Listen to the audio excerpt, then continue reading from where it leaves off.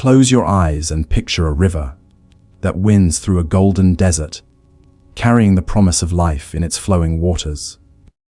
This is the Nile, the eternal artery of ancient Egypt, a force both nurturing and unforgiving. Its waters glisten under the relentless sun, reflecting the pale blue of the sky and the occasional white sails of small wooden boats. To the people who lived along its banks, it was more than a river, it was the lifeline upon which every hope, harvest, and heartbeat depended. Yet, even as it gave, it could take away. The Nile was a master both generous and cruel, and its moods determined the rhythm of daily existence. From the earliest dawn, the river shaped the lives of the Egyptians.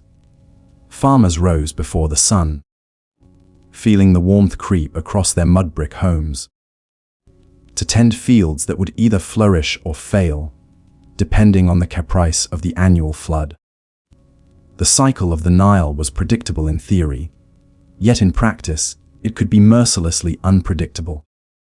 A flood too low would leave the soil parched, grain withered, and the specter of famine looming over villages.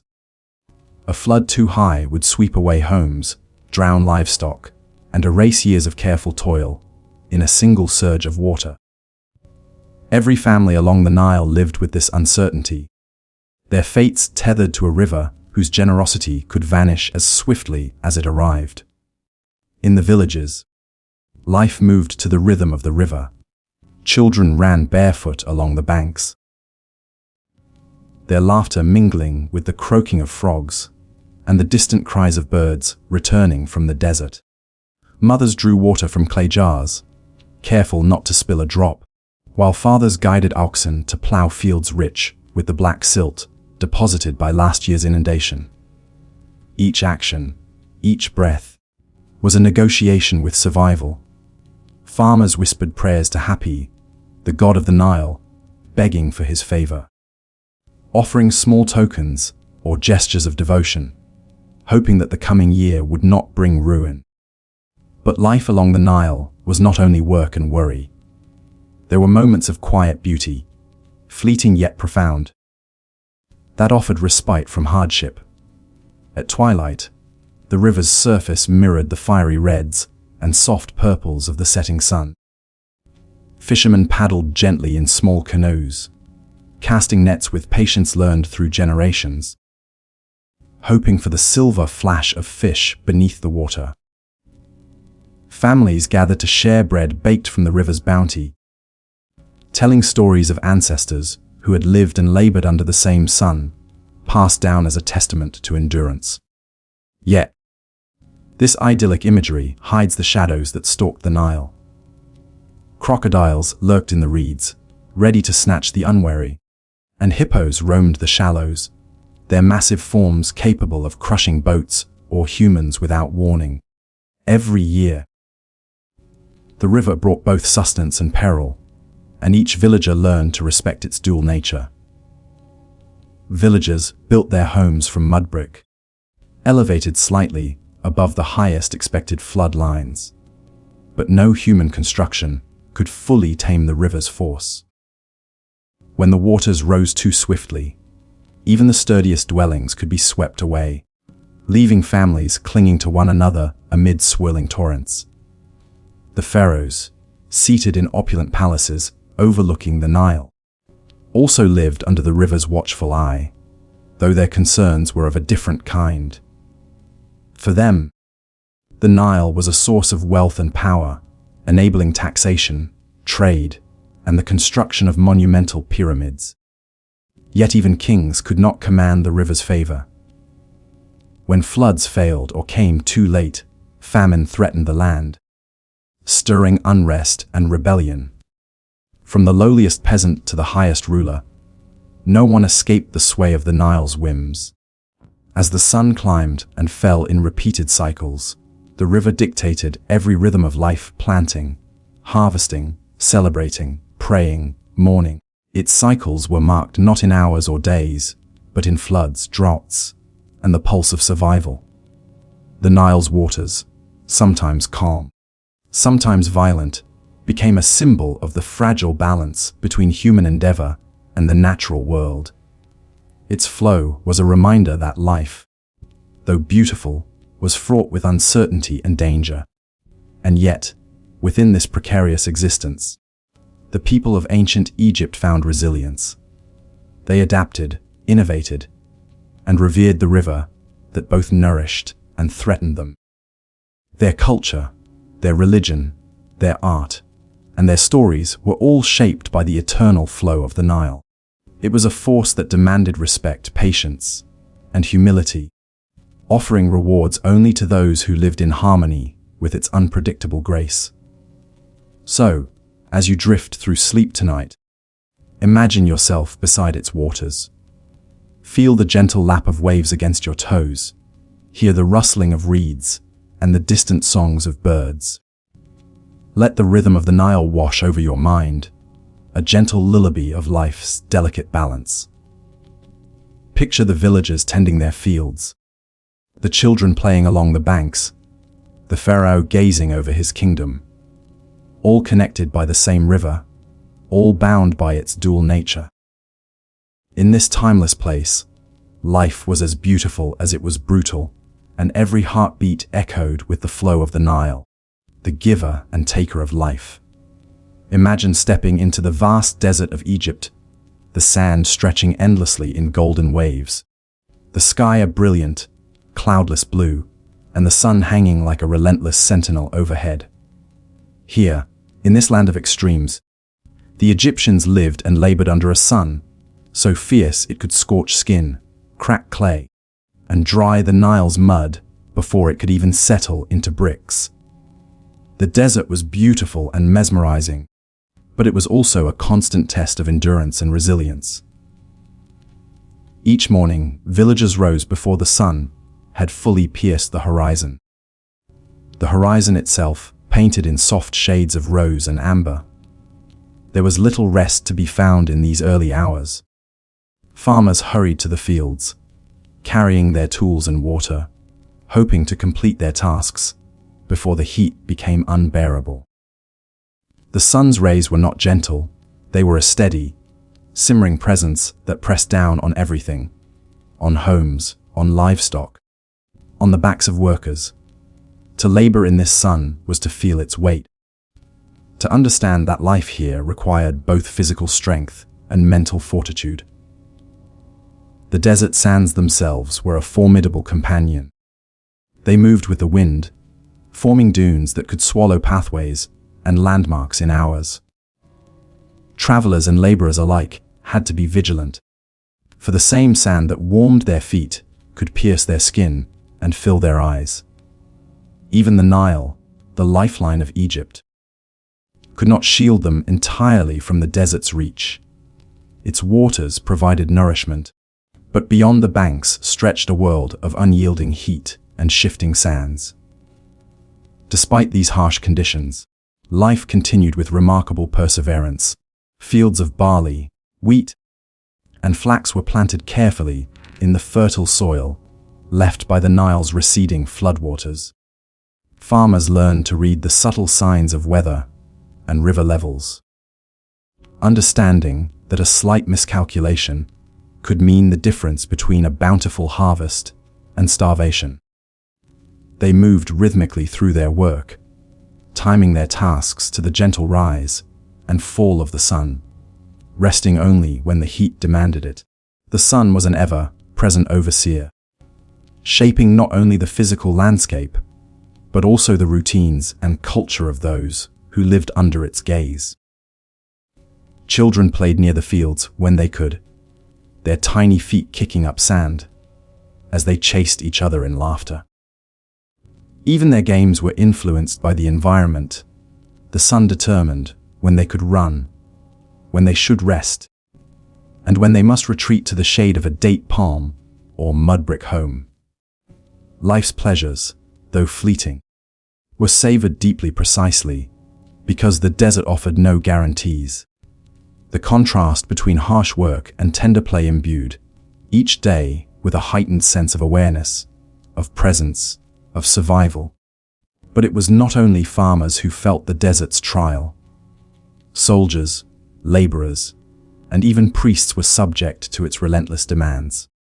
The Pharaohs' projects, temples, monuments, and pyramids, required legions of workers exposed daily to the sun's unrelenting glare. Builders would carry massive stones across sand-strewn landscapes, their skin blistered and sweat streaking their faces. Mistakes were punished, not only by overseers, but by the unforgiving environment itself. A fall on uneven terrain, a moment's distraction, could mean injury or death.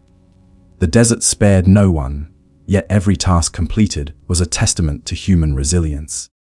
Even the animals of Egypt bore the sun's intensity.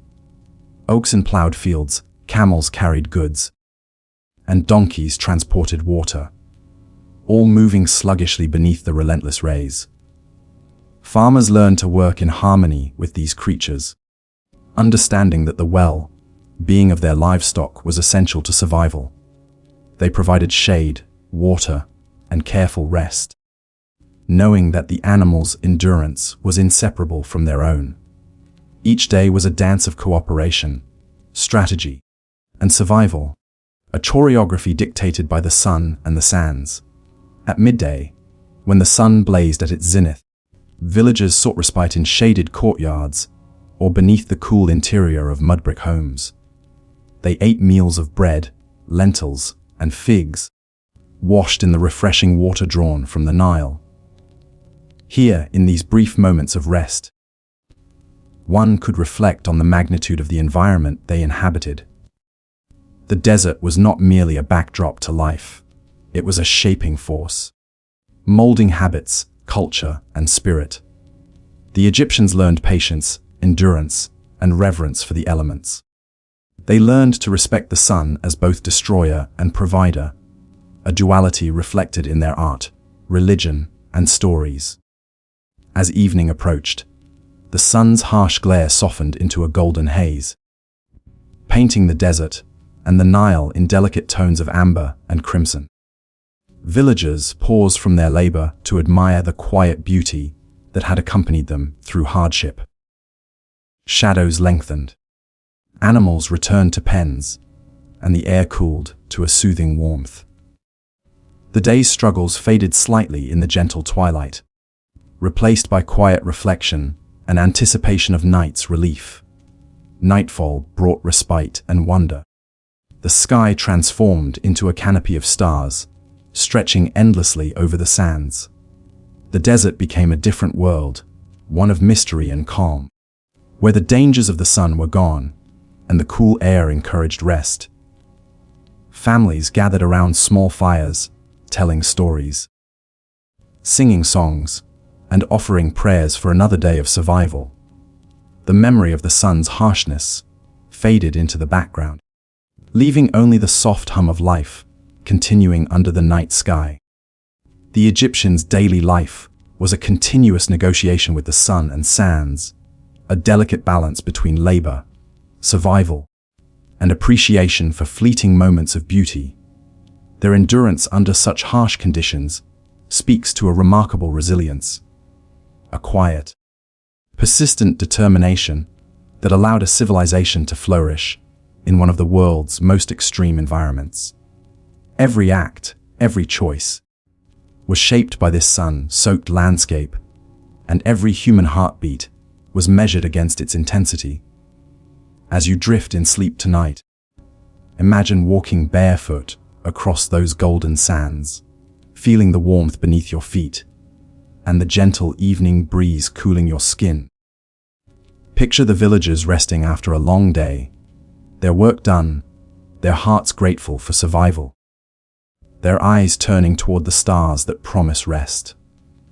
Let the soft glow of twilight and the memory of the sun's fire lull you gently. Know that life, even in its harshest forms, carries beauty and rhythm, patience and reward. Just as the Egyptians endured the sun and sands, so too can your mind float gently into dreams, warmed by the knowledge that survival, perseverance, and tranquility exist even in the most challenging of landscape. As dawn creeps over the horizon, spilling a pale gold across the Nile's rippling surface. Life begins anew in ancient Egypt. The village stirs with gentle murmurs. The soft shuffle of bare feet on packed earth, and the distant bleating of goats greeting the morning sun.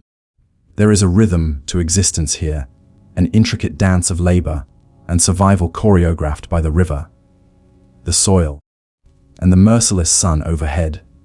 In this world, every breath carries effort, every action carries consequence, and every person is bound by the necessity of work. The average Egyptian's day is long and demanding. Farmers rise first, before the sun has fully warmed the earth, to begin tilling the fields. With hand-held hoes and rudimentary plows drawn by oxen, they turn the fertile black soil deposited by the Nile's annual flood. The work is arduous, requiring constant attention to detail. If the seed is sown too shallow or too deep, if the irrigation channels are mismanaged, the crop could fail. Failure does not merely mean disappointment, it can mean hunger, debt, and the anxiety of an uncertain future. Survival hinges on diligence, patience, and an intimate understanding of nature's rhythms. Even for those not working the fields, labor is unavoidable. Artisans, craftsmen, and builders contribute their skills to the construction of homes, temples, and monumental projects commissioned by the pharaoh. Imagine the sculptors carving intricate hieroglyphs into hard limestone, the potters kneading clay until it is supple enough to form jars and figurines, the carpenters shaping beams to precise specifications. Each laborer's contribution is crucial, yet it comes at a physical cost. Hours stretch endlessly, muscles ache, and the sun beats down relentlessly. Still, work is not merely toil. It is the means by which society functions. Families are fed, and communities survive. Children, too, are introduced to labor early. Those lucky enough to survive the precarious first years of life are quickly integrated into the daily grind. Boys learn to tend animals, cultivate crops, or assist in workshops, absorbing skills that will define their adulthood. Girls take on household responsibilities, fetching water, preparing meals, weaving mats, and helping their mothers manage the household. Life is practical and purposeful. Leisure is a rare luxury. Education in reading, writing, and mathematics is reserved for the privileged, often limited to sons of scribes or officials, while the majority of children learn through observation, imitation, and direct participation in survival. Even the meals reflect the labor-intensive life. Egyptians rely on bread made from emmer wheat, porridge from barley, and vegetables grown in small household gardens. Occasionally, fish from the Nile or poultry from small flocks supplement the diet. Salt and herbs add flavor, but seasoning is sparse.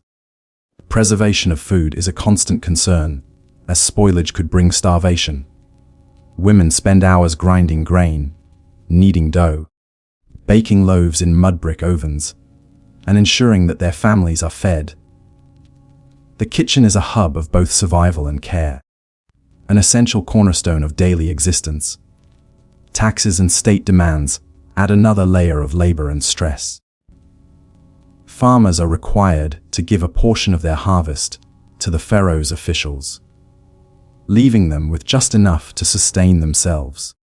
During times of construction, laborers may be conscripted to work on state projects, often far from their homes for weeks or months.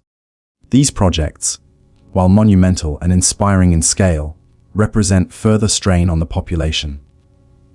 The construction of pyramids, temples, and tombs is a constant reminder of the gap between the pharaoh's power and the common people's vulnerability. Yet, the Egyptians endure, driven by necessity, social expectation, and a deeply ingrained sense of duty. Even in moments of rest, labor is never far from the mind. Craftsmen repair tools, tend to animals, or maintain household structures. Farmers inspect irrigation ditches, tending to the delicate balance of water flow that determines the success of the next planting season. The environment itself is unforgiving. A mismanaged field or a neglected canal can result in disaster. Life is a series of continuous cycles: work, rest, preparation, repeat, each phase meticulously measured against the sun, the river, and the seasons. This rhythm fosters resilience, an understanding of patience, and a respect for the forces beyond human control. Social hierarchy also defines the labor experience. While the pharaoh and his court enjoy opulent luxury and leisure, the common people bear the weight of continuous work. Officials and scribes supervise, collect taxes, and enforce the pharaoh's decrees. Their lives are more comfortable, but they are still bound by duty and responsibility. For the majority, daily survival is both physical and psychological, a constant negotiation with fatigue, hunger, and societal expectation. Yet within these constraints, small joys are found: shared meals, quiet laughter, and the knowledge that another day has been endured. Despite the challenges, the Egyptians developed skills, traditions, and strategies to make life bearable. Communal cooperation is essential.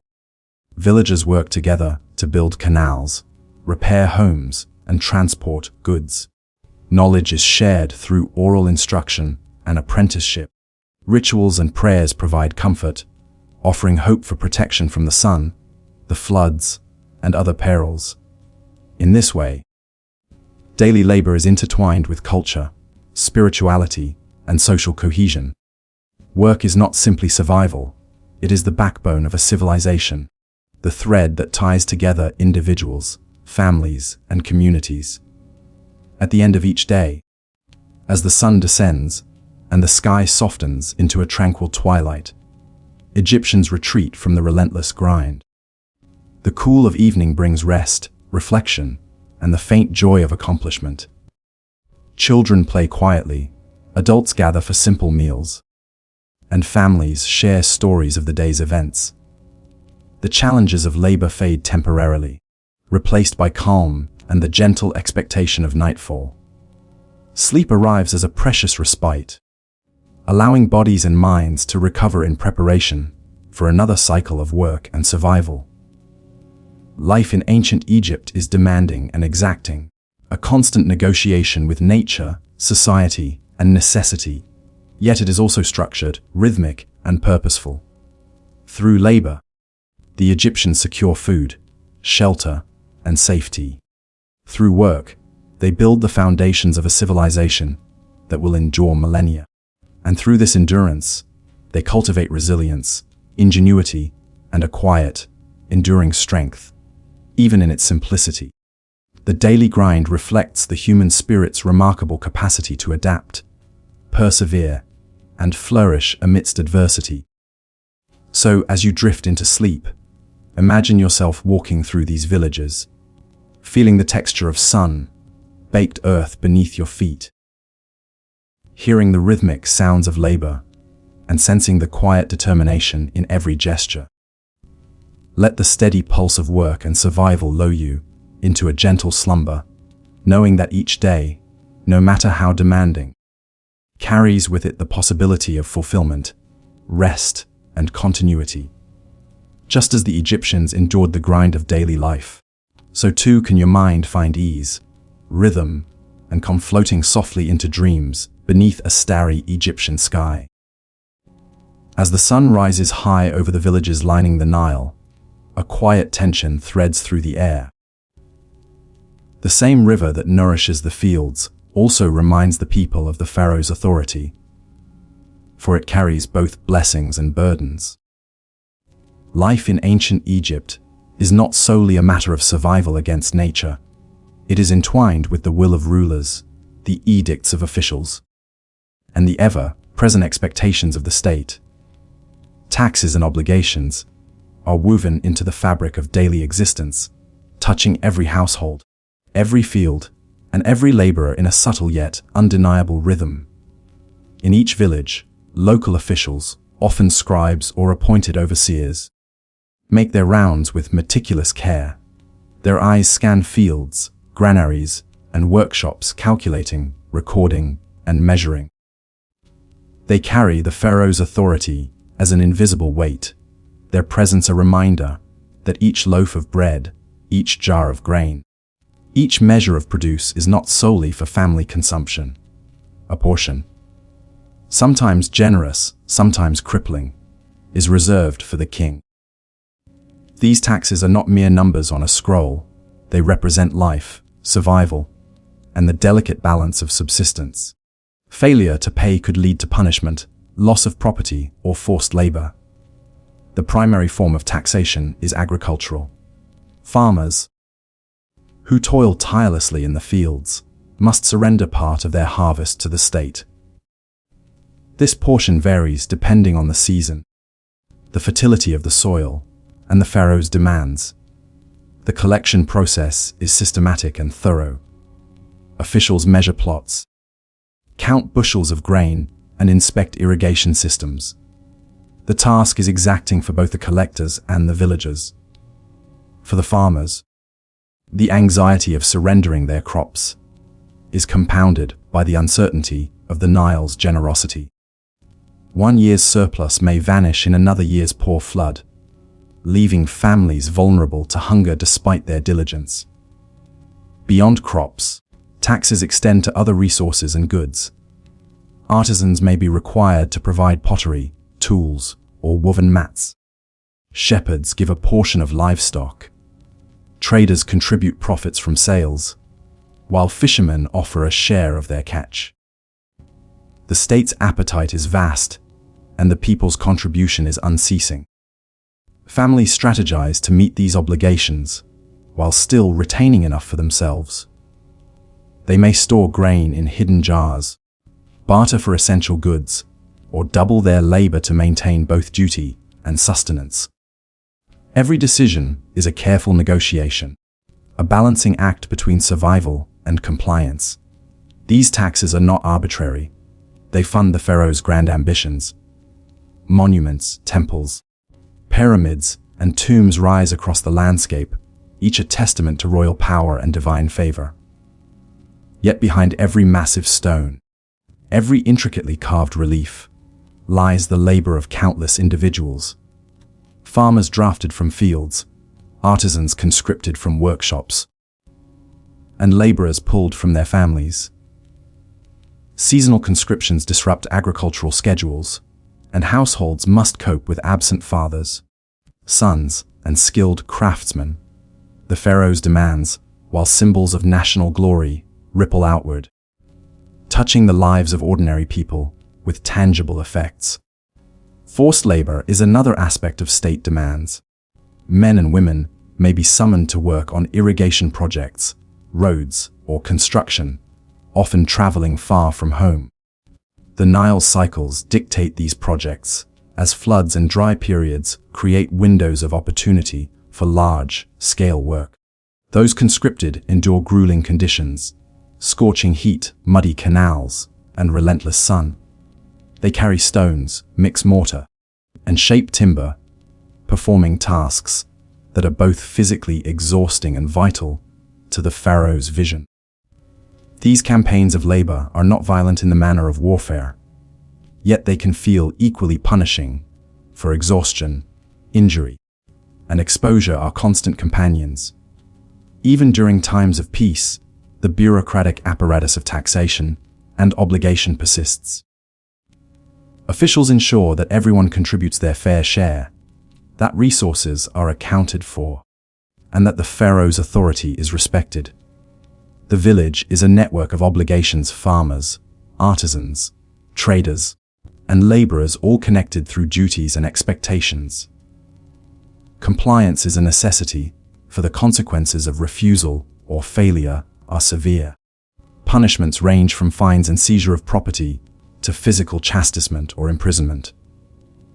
Life, even in its quietest moments, is structured by responsibility and accountability. Despite these pressures, Egyptians develop ways to cope with the demands placed upon them.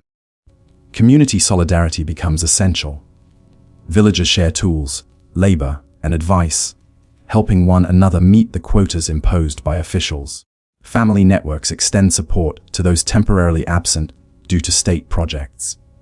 Social bonds, festivals, and rituals provide emotional relief, creating moments of joy and connection amid the weight of obligation. Work, while taxing, also fosters interdependence, resilience, and adaptability, a quiet strength cultivated over generations. Religion plays a subtle role in framing the burdens of taxation. Offerings to gods, prayers for fertility, and rituals for protection imbue labor with spiritual purpose. Farmers may offer small sacrifices to Hapi, the Nile god, hoping for abundant floods and good harvests. Artisans may dedicate their first work of the day to Ptah, the creator god, seeking skill and precision. These acts create a sense of control in a world where human effort alone is often insufficient. By aligning labor with divine will, Egyptians transform obligation into a structured, purposeful part of life, rather than a mere source of anxiety. Even children understand the weight of state demands. They witness parents preparing for officials' visits, learn the value of diligence, and practice small tasks to ease the household burden.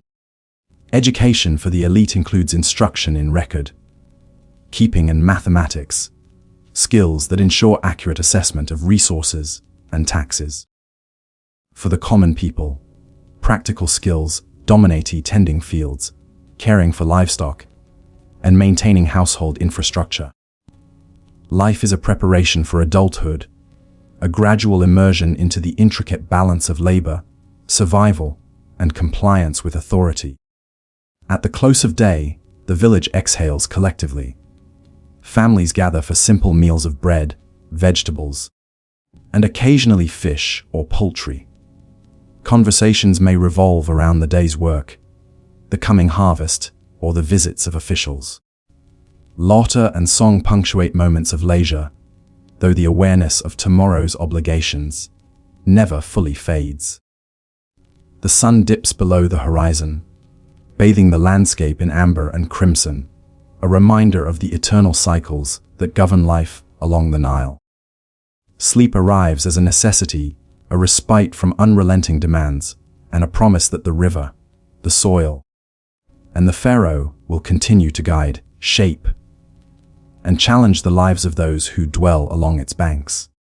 Life in ancient Egypt is inseparable from labor, obligation, and the intricate web of taxation. The pharaoh's grandeur is inseparable from the toil of his subjects, whose labor sustains both empire and existence. Each day brings work, effort, and careful navigation of duty, yet also the quiet joys of community, family, and cultural continuity. In this rhythm lies both challenge and beauty, a steady cadence that, when followed with diligence, skill, and resilience, allows the civilization to flourish amid a harsh and demanding world. So, as you drift into sleep tonight, imagine the quiet diligence of Egyptian villages, the careful sowing of fields, the measured work of artisans, the cooperative efforts of families, and the solemn presence of officials. Feel the gentle pulse of obligation and the rhythm of survival as a soothing lullaby, carrying you into a calm and restorative slumber under the eternal gaze of the Nile and the watchful eyes of ancient gods. The sun has barely begun its slow ascent when the village awakens to the soft sounds of domestic life. Women, who form the backbone of the household, rise first. They tend to children, prepare meals, draw water from the Nile, and care for livestock before even touching the labor in the fields. Life for an ancient Egyptian woman is a delicate balance of responsibility, devotion, and endurance, often unnoticed by the wider world, yet absolutely essential to the survival of family and community. From the earliest age, girls are taught the skills necessary to sustain a household. They learn to cook simple meals from grains, legumes, and vegetables, to weave cloth and mend garments, to manage the storage of food and water, and to care for infants and older siblings. Education, in the formal sense, is reserved for boys of the elite, but practical knowledge passes from mother to daughter in quiet, persistent lessons. These skills ensure continuity and survival, weaving the very fabric of daily life. Marriage is a central institution, defining women's social and economic roles. Betrothal often occurs in the teenage years, and women are expected to bear children shortly after union. Motherhood is revered but fraught with danger.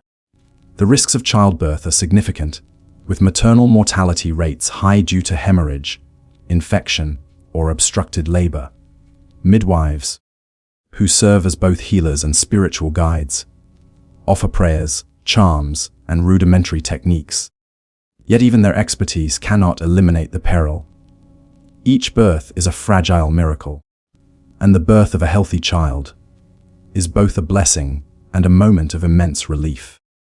Rising children in ancient Egypt is a delicate dance between nurturing and preparation for the hardships to come.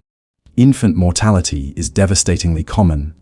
1 in 3 children does not survive past their first year, and only about half live beyond 5. Parents approach child rearing with both love and caution. It is customary to delay naming a child until survival seems likely, reflecting both hope and the somber reality of life in a world of unpredictability. Toys, small household tools, and protective amulets are often buried with deceased children, illustrating the depth of care, even in the face of inevitable tragedy. Women's daily work extends far beyond the home. Fields require planting, watering, weeding, and harvesting. Tasks that sometimes demand collaboration with husbands or older children. Even the simplest household meals are labor-intensive, requiring grinding grain into flour, kneading dough, baking bread in clay ovens, or preparing stews over open flames. Water must be fetched from the river or local wells, sometimes over long distances. Laundry, tending livestock, and weaving cloth add layers of responsibility that rarely cease. Each task, though ordinary, carries a weight of survival, a rhythm that guides the family through cycles of prosperity and scarcity. The social structure also dictates women's legal and economic rights. Though bound to the household, Egyptian women could own property, inherit land, and engage in trade. Widows could maintain their households independently, and some women managed farms or workshops in their own right. Marriage contracts, often recorded in writing, outlined dowries, responsibilities, and protections for both parties. These legal mechanisms offered a measure of security, though they could not fully shield women from the hardships of illness, famine, or the loss of loved ones. Despite the burdens, women cultivate spaces of intimacy, creativity, and resilience. Household life is punctuated by laughter, song, and storytelling. Mothers teach children the myths and tales of gods and heroes, passing down cultural memory and offering spiritual comfort. Festivals, seasonal celebrations, and religious observances provide brief interludes of joy, allowing families to gather, dance, sing, and honor the divine. Women are central to these rituals, arranging offerings, maintaining altars, and teaching children the prayers and practices that sustain faith. These moments of community and spiritual life offer reprieve from relentless labor, creating balance and emotional grounding. Marriage and family life also demand emotional endurance. Husbands often leave for extended periods to serve in the army, oversee construction projects, or engage in trade. Women manage households in their absence, balancing labor, child rearing, and the oversight of domestic servants or older children. They navigate disputes, negotiate with officials or neighbors, and ensure that family obligations to the state, taxes, labor contributions, and temple offerings are met. These responsibilities create a sense of authority within the household, tempered by the ever-present pressures of survival and compliance. The bonds between mothers and children are particularly profound, even as infant mortality and childhood hardships loom. Mothers strive to provide care, nourishment, and guidance. They teach the youngest to crawl or walk safely, instruct older children in chores and basic survival skills, and offer stories that instill courage, morality, and cultural understanding. The love between mother and child is a constant, even when the Nile's floods, famine, or disease threaten the delicate balance of daily life. In many ways, the home becomes a sanctuary, a space of relative safety, comfort, and emotional continuity amidst a world filled with challenges. Yet, as the sun dips low over the horizon, the burdens of the day are never fully shed. Even in the quiet evening, the work of women continues, preparing food for the next day, tending fires, repairing garments, and ensuring that children are clean, clothed, and safe. Nights are brief interludes of rest, punctuated by prayer, reflection, and the soft murmur of the Nile in the distance. Women's strength, resilience, and careful attention underpin the survival of their families and the continuation of society itself. The ancient Egyptian household, with its intricate rhythms, obligations, and quiet joys, is a microcosm of life along the Nile. Women shape the flow of daily existence with unheralded determination. Their labor, care, and vigilance sustain communities, ensuring that each new day brings a chance at survival, learning, and quiet contentment. In the delicate balance of motherhood, household management, and labor, women embody both resilience and hope. Their presence a stabilizing force in a world governed by unpredictable floods, taxes, and the unyielding demands of pharaohs. As you drift into sleep, imagine the soft murmur of women working in shaded courtyards, the gentle guidance of a mother teaching her child to weave, the quiet laughter of sisters playing by the Nile, and the warmth of home fires. Feel the rhythm of domestic life as a gentle lullaby, a soothing testament to endurance, care, and the profound, sustaining power of love in ancient Egypt. The struggles were many, the demands unceasing, but within the household, life pulses with warmth, resilience, and continuity, a quiet, enduring heartbeat that carries the people safely into the night. The first light of dawn spills gently over the horizon, illuminating the flat, fertile plains along the Nile. The air is cool, carrying the faint scent of mud, silt, and the ever-present river. This is the rhythm of life for the Egyptian farmers, the tireless hands that feed a civilization and form the bedrock of its prosperity. Life on the Nile is intimately tied to the river's moods, a delicate dance of dependence, patience, and toil. Farmers rise before the sun, carrying water jars and simple tools, moving quietly through the fields to begin a day that will stretch from the morning's first light to the deepening shadows of evening. The Nile is the lifeblood of Egypt, its annual floods shaping the land, replenishing the soil, and dictating the seasons. The river's rhythm is both predictable and capricious, a source of blessing and threat. When floods are generous, the black soil left behind nourishes fields with silt rich in minerals, allowing wheat, barley, and vegetables to thrive. When floods fail or are excessive, famine and ruin loom. Farmers are acutely aware of this precarious balance, and their work is a constant negotiation with forces beyond their control. Every day in the fields is a gamble with nature, a careful stewardship of the land that sustains them. Sowing season is a delicate and labor-intensive process. Farmers begin by plowing their fields using wooden plows drawn by oxen, turning the rich Nile mud to prepare the earth. Seed is sown carefully, often by hand, scattering grains in neat rows. Every seed represents hope, labor, and the possibility of survival for the months to come. Irrigation channels must be dug, levees maintained, and water carefully directed to reach the roots of the young plants. The work is repetitive, unglamorous, and physically demanding, yet it carries a deep, almost meditative rhythm that binds farmer and land together. The daily labor is exhaustive. From dawn to dusk, men and women alike bend over the soil, weeding, irrigating, and tending crops. Tools are simple wooden hoes, baskets, and sickles. Yet their effectiveness depends entirely on the strength, skill, and patience of the laborer. Even small miscalculations can lead to crop failure. Too much water and seeds drown. Too little, and they wither in the sun.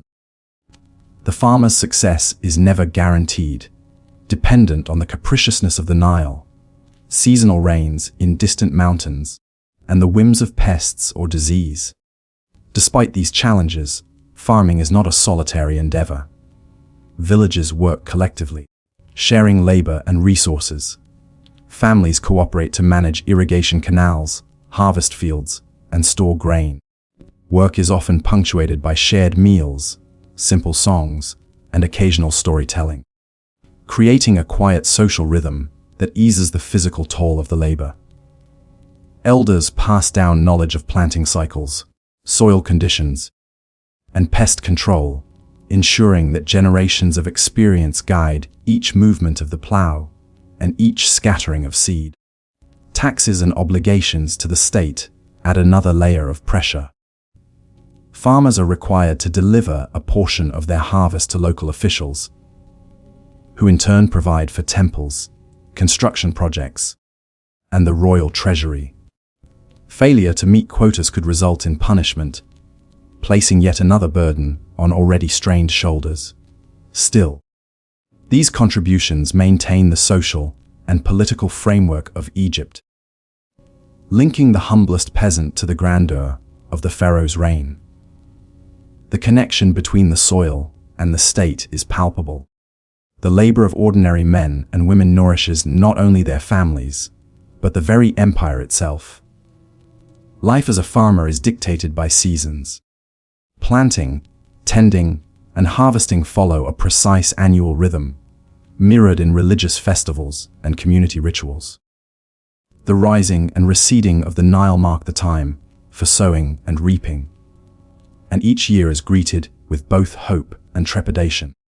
Farmers pray to gods like Hapi, the divine embodiment of the Nile, to bless their fields with fertile floods, and to protect their families from drought, disease, and famine. Religious observance is inseparable from labor, a comforting reminder of divine oversight in a life governed by uncertainty. Food is both sustenance and a marker of social standing. The average peasant diet consists of bread, beer, onions, and lentils. Simple yet nourishing. Meat is rare, reserved for special occasions, or for those who can afford it. Despite its simplicity, daily meals are cherished moments of rest and sustenance, bringing families together to share the fruits of their labor. Bread, baked in small clay ovens, is a staple, and the brewing of beer is a household ritual, blending nourishment with celebration. Even leisure, when it exists, is intimately tied to the land and river. Fishing in the Nile, collecting reeds, or enjoying brief breaks under the shade of acacia trees, offer fleeting relief from relentless toil. Children learn the ways of the land through observation and participation, gradually absorbing skills that will ensure survival in adulthood. Through play and work, young Egyptians come to understand the delicate balance of effort and patience required to thrive in a world shaped by the river. Yet danger is never far. Floods may wash away fields and homes, locusts and rodents may decimate crops, and disease may sweep through villages unchecked. The farmer's life is a continuous negotiation with uncertainty, and resilience is as essential as skill. Villagers develop networks of support, sharing labor, grain, and resources to survive the lean years. Community and cooperation provide a buffer against the harshness of nature, offering a quiet, steady reassurance in a world of unpredictability. Evening descends slowly over the fields, painting the landscape in hues of gold and amber. Farmers return home, weary yet steadfast, their bodies marked by the day's labor, but their spirits resilient. Fires are lit, meals prepared, and prayers offered. Children gather around parents, listening to tales of gods, ancestors, and heroes, absorbing the moral and spiritual lessons that guide life along the Nile. The river flows steadily, a reminder of continuity, nourishment, and the cycles that govern existence. The life of a farmer, though marked by hardship, is deeply intertwined with the rhythms of nature and the pulse of the Nile. Every day is an exercise in patience, endurance, and devotion. It is a life that demands both physical strength and quiet resilience. Yet it also provides the foundations of Egyptian civilization. Without these tireless workers, the grandeur of the temples, the majesty of the pyramids, and the splendor of the pharaohs would be impossible. In the gentle murmur of the fields, the flowing river, and the quiet determination of those who toil upon the land, there exists a subtle poetry, a lullaby of survival, endurance, and quiet triumph. As you close your eyes, imagine the cool river breeze on your skin, the soft rustle of reeds, the distant songs of farmers at work, and the steady, reassuring pulse of the Nile. Feel the quiet persistence of these ordinary, yet extraordinary lives, their rhythm a gentle guide into dreams, a meditation on the delicate dance between human endeavor and the natural world that sustains it. The Egyptian landscape is a tapestry of stone and sand. Yet upon this seemingly barren canvas rose some of the most extraordinary creations in human history. From the towering pyramids to the intricate carvings on temple walls, each monument bears witness to the skill and devotion of countless craftsmen and builders. These men, often anonymous, left behind works of enduring beauty and majesty. Though their names are largely forgotten, their artistry remains carved in stone, whispering stories of human perseverance, imagination, and devotion. Life as a craftsman or builder was far removed from the grandeur their work produced. At sunrise, the villages near the quarries or temple sites stir with activity. Men gather their tools, simple yet effective chisels of copper or bronze, wooden mallets, stone hammers, and measuring ropes. They move in groups toward their work sites, the sun already climbing above the desert horizon. Labor is intense and unrelenting, demanding precision, strength, and patience. Yet, in every stroke of the chisel and every line of paint, there is also artistry, a quiet pride in shaping something greater than oneself. Builders were the backbone of monumental projects, undertaking tasks that required immense physical strength. Quarried stone blocks, some weighing several tons, were transported from distant quarries to construction sites along the Nile. This movement of stone was an engineering marvel in itself, achieved through sledges dragged over sand, lubricated with water, and guided by teams of men coordinating in rhythm. At the site, ramps of mud brick and limestone chips were built to raise massive blocks into place, a process both dangerous and awe-inspiring. The work demanded not only muscle but careful planning, mathematical precision, and discipline. Craftsmen, in contrast, were the hands that breathed life into stone and wood. In dusty workshops near temples and tombs, artisans carved hieroglyphs, painted murals, and shaped statues. Scribes would carefully sketch outlines on walls or stone, and teams of skilled workers would follow. Stonecutters shaped the outlines with chisels, while painters mixed pigments from minerals. Blue from lapis, red from ochre, green from malachite. The result was a vibrant, colorful world, designed to endure both time and eternity. These decorations were not merely aesthetic, they carried spiritual significance, ensuring that gods and the deceased were honored, remembered, and nourished in the afterlife. Workshops themselves were worlds of concentrated creativity and discipline. Master craftsmen taught apprentices, who learned through years of careful observation and practice. A single mistake could ruin weeks of effort, and precision was demanded at every step. From the delicate carving of a falcon's wing to the shaping of a massive sarcophagus lid, attention to detail was a sacred duty. Many artisans belonged to hereditary guilds, their knowledge passed down through generations, ensuring continuity of style and technique. The workers' lives were not without structure or reward. Some lived in carefully planned workers' villages, such as Deir el Medina near the Valley of the Kings. These communities provided homes, food rations, and a degree of stability uncommon for ordinary laborers. Here, artisans who decorated royal tombs lived with their families, forming close, knit societies that valued skill and loyalty. These workers were better treated than many peasants, yet they remained bound by strict obligations to the state. Their artistry was reserved almost entirely for the service of kings, queens, and the gods. The human cost of construction was immense. Long hours under the burning sun left bodies weary and scarred. Injuries were common: strained backs from lifting stone, crushed limbs from accidents, cuts and burns from tools and fires. Yet workers endured, driven by duty, necessity, and perhaps pride in creating works that would outlast their lifetimes. Relief came in the form of communal meals, music played on simple flutes and drums, and moments of shared laughter. These glimpses of humanity, tucked between endless hours of labor, made life bearable and even meaningful.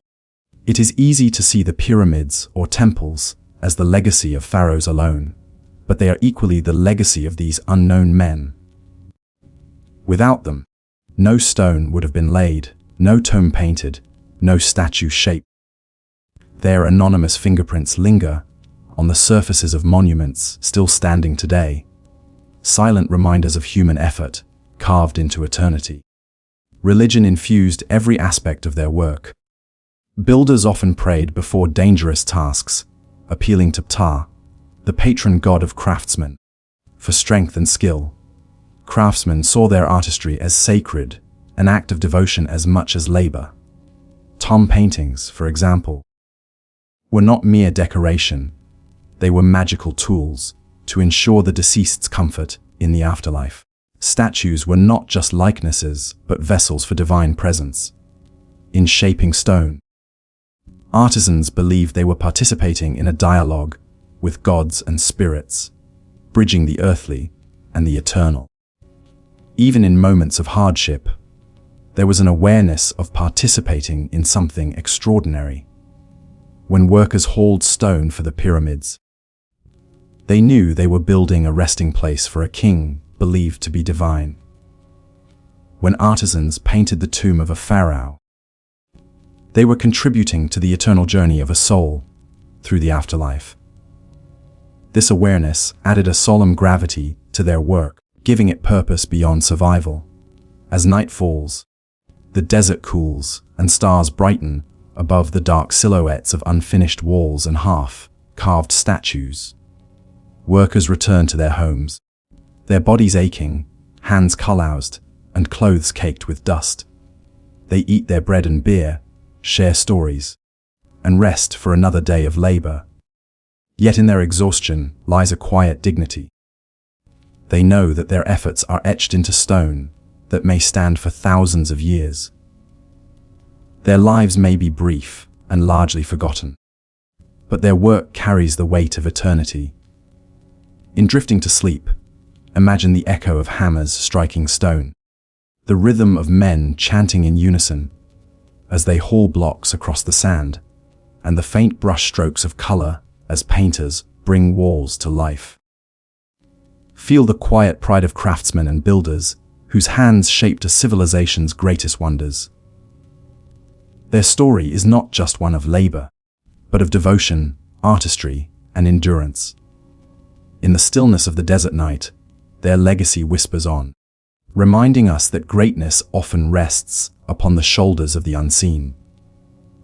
If the Pharaoh was the divine ruler of Egypt, then the priests were his indispensable partners, guardians of the sacred rituals that bound gods and humans together.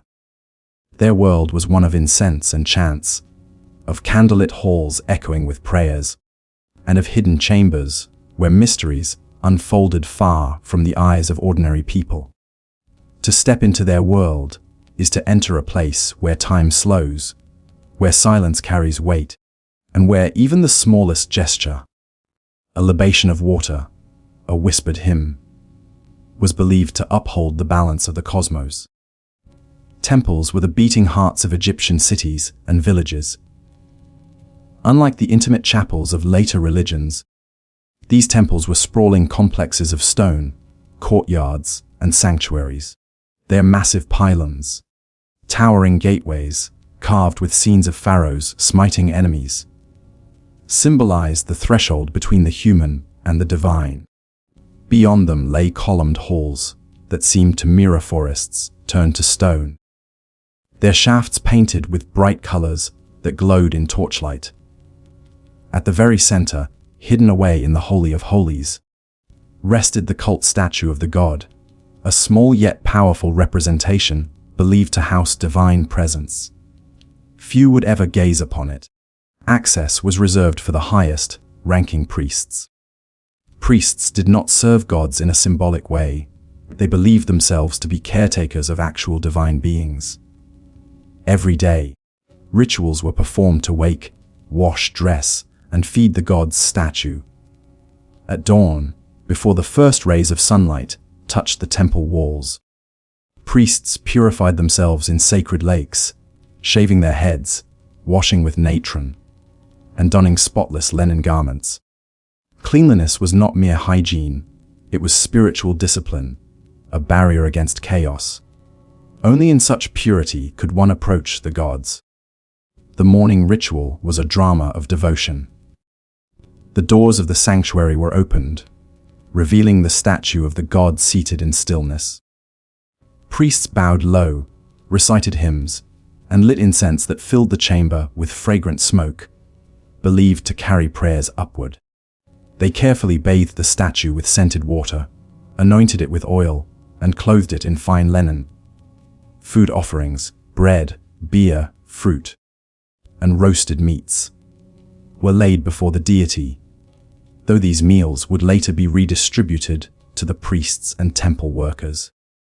In this way, the gods were honored, and their blessings flowed back to the community.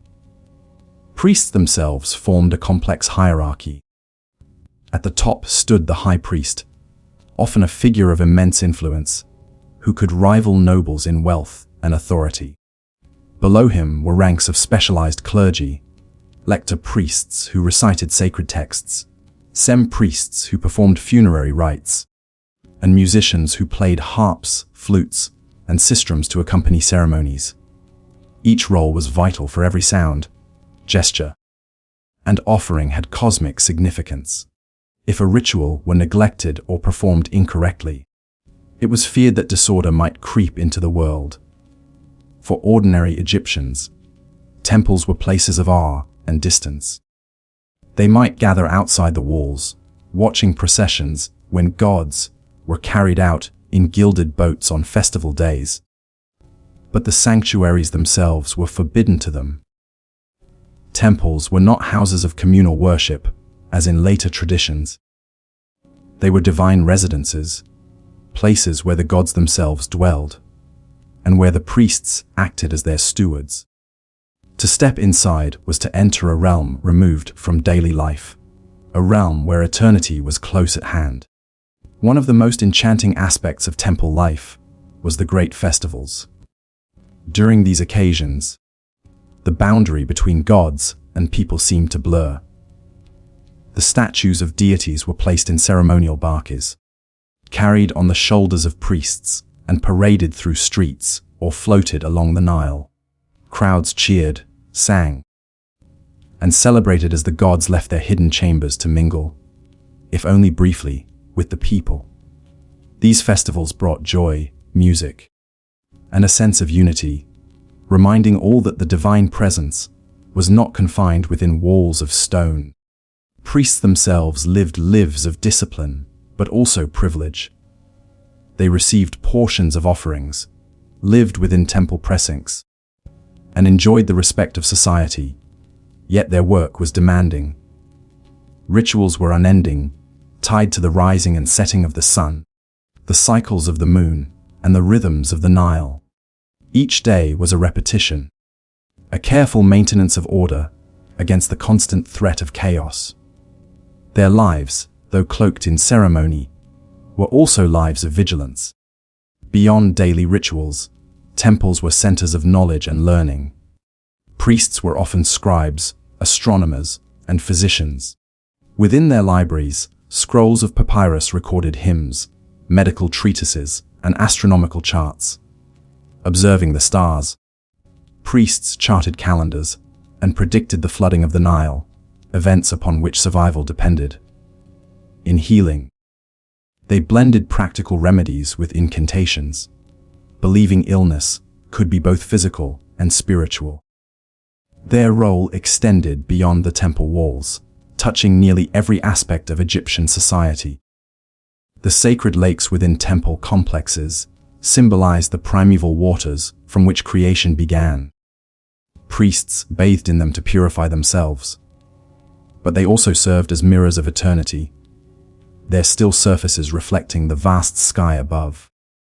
In these quiet waters, one might imagine a priest pausing at night, gazing at the stars mirrored below. Contemplating the eternal order they worked daily to sustain.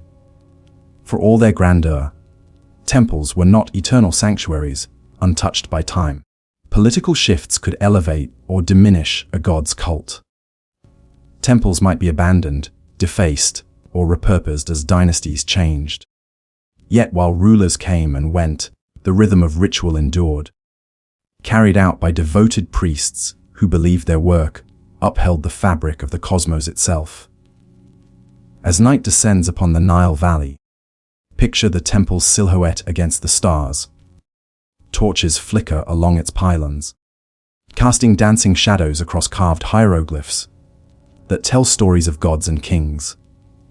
Inside, the last prayers of the day are whispered.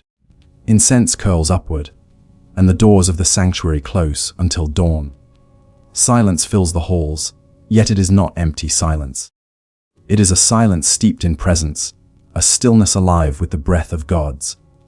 Now, as you drift deeper into rest, imagine yourself walking through those vast stone corridors, the coolness of the floor beneath your feet, the scent of myrrh lingering in the air, the faint echoes of distant chants still resonating.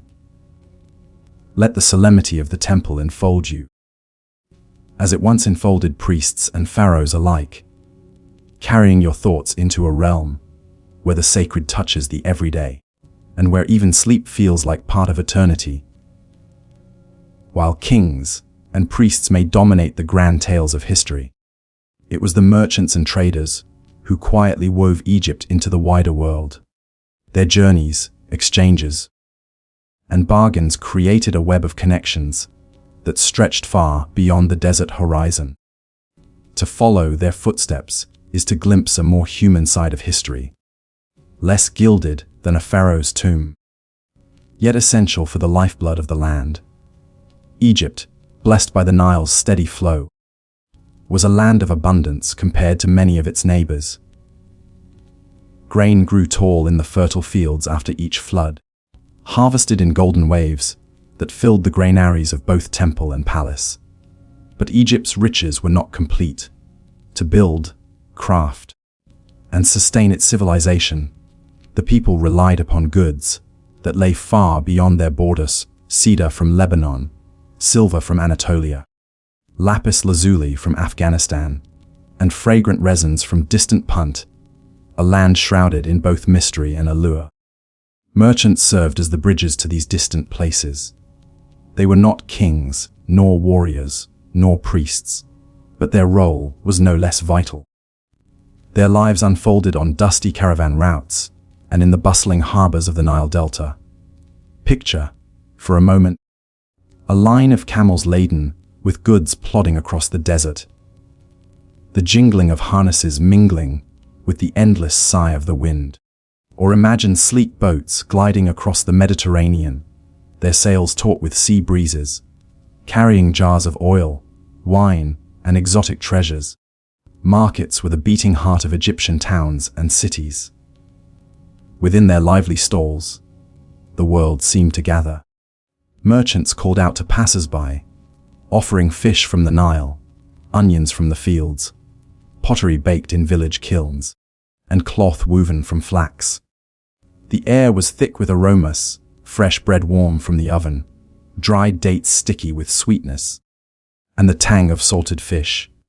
Coins clinked, though barter often prevailed, grain for oil, linen for copper, a goat for a jar of honey. It was a place of both necessity and community, where news and gossip traveled as freely as goods. Some traders were local, moving goods from village to village along the Nile. Others were far more ambitious, setting out on long expeditions into deserts and across seas. These journeys were dangerous. Caravans risked ambush by raiders, or exhaustion beneath the merciless sun. Sea voyages could be wrecked by sudden storms, leaving ships broken upon foreign shores, yet the rewards were great. A successful expedition could enrich not only the merchant, but also the temples and palaces that depended upon exotic imports to demonstrate wealth and piety. Among the most storied of Egypt's trading ventures were the expeditions to Punt. The land of Punt, possibly located in modern-day Eritrea or Somalia, was famed for its incense trees, gold, ebony, and rare animals. Pharaoh Hatshepsut, one of Egypt's most remarkable rulers, sent a grand expedition there in the 15th century BCE. Reliefs carved into the walls of her temple at Deir el-Bahari still depict the ships returning heavy with fragrant resins, stacks of ebony, and even live mere trees planted in baskets for transport. These images remind us that trade was not merely an economic act. It was a statement of power, ambition, and connection with the wider world. Merchants were also cultural messengers. With goods came ideas, new ways of working bronze, new stories carried from foreign lands, new fashions and ornaments that filtered into daily life. An Egyptian scribe might write on papyrus, imported from the marshes of the Delta, using ink recipes borrowed from neighboring cultures. A nobler woman might wear a necklace of lapis lazuli, its deep blue a reminder of far off mountains she would never see. In such small ways, the wider world entered Egyptian life, enriching it with quiet influence. Even within Egypt, trade was a thread holding society together. The Nile was the great highway, its waters crowded with boats moving north and south. Grain barges floated downstream toward Memphis and Thebes, while cargo vessels pushed upriver carrying pottery, beer, and tools. At every bend of the river, one could imagine dockworkers unloading jars, scribes recording inventories, and merchants haggling over prices as the sun blazed overhead. Merchants themselves occupied a curious place in society. They were respected for their role, but not celebrated like warriors or priests. Their wealth might grow, but their influence was often tied to the temples and palaces they supplied. Many lived modestly, their fortunes fluctuating with the risks of each journey. Yet, in their own way, they wielded quiet power. They kept the lifeblood of goods flowing, ensuring that Egypt remained not an isolated kingdom, but a participant in the wider human story. And what of the goods they carried? Some were practical: copper for tools, oil for cooking, timber for ships. Others were luxuries: fine perfumes, ivory, ostrich feathers, and gems that gleamed like captured starlight. These rarities found their way into royal treasuries, into sacred offerings at temples, and into the homes of the wealthy. But beyond their beauty, they carried with them the wonder of distant lands, whispering of worlds beyond the desert horizon. Picture, as night falls, a merchant returning from a long journey. His ship creaks as it docks along the Nile, its hold heavy with jars of resin, sacks of grain, and bundles of exotic wood. He steps onto the familiar soil, wary but triumphant. His mind full of tales of storms weathered and deals struck. His family greets him with relief, for every journey could have been his last. Around him, the marketplace stirs with anticipation, eager to see what treasures he has brought back. In the quiet of your own thoughts, imagine yourself walking through that ancient market. Hear the calls of merchants, feel the texture of woven baskets, breathe in the scent of incense carried on the breeze. You are surrounded by the hum of exchange, the weaving of connections that stretch far beyond what your eyes can see. Just as Egypt was bound to its neighbors through these networks, so too are we bound, across time, to those merchants whose labor carried the world upon their shoulders. And as sleep begins to draw near, let those markets fade into a gentle haze, the clink of coins, the flap of sails, the whisper of a caravan in the sand. For all their distance, the lives of merchants remind us of something enduring, that humans, across every age, have sought to connect, to share, to bring the far away close. Though the Nile sustained life and the temples promised eternity, Egypt was never free from the shadow of war. For 3,000 years, its people lived beneath the protection, and sometimes the burden, of armies and the kings who commanded them. Warriors were not only defenders of the land, but also instruments of ambition, expansion, and survival. To explore their world is to step into a realm of sharpened blades, creaking chariots, and the discipline of men who marched beneath a relentless sun. In the earliest days, Egypt's warriors were simple farmers, called away from their fields when danger threatened. They wielded basic weapons, clubs of hardened wood, spears tipped with stone or copper, and bows strung with sinew.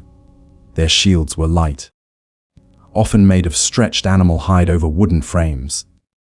These men fought not for plunder or conquest, but to defend their villages from raiders and protect the fields that fed them. Yet even in this modest form, warfare left its mark upon the people. Skirmishes scarred the borders, and graveyards of the earliest dynasties tell of lives cut short by battle. As centuries passed, Egypt's armies grew more sophisticated. By the time of the Middle and New Kingdoms, war had become an organized machine. Pharaohs commanded legions of trained soldiers, divided into ranks of archers, spearmen, and charioteers. At their sides stood foreign mercenaries, Nubians famed for their strength, Libyans for their courage, and Asiatic warriors skilled in new technologies. These diverse forces reflected Egypt's shifting role, no longer merely defending its borders, but projecting power far beyond them. Weapons evolved as well. The simple copper blade gave way to bronze, stronger and sharper, glinting under the desert sun.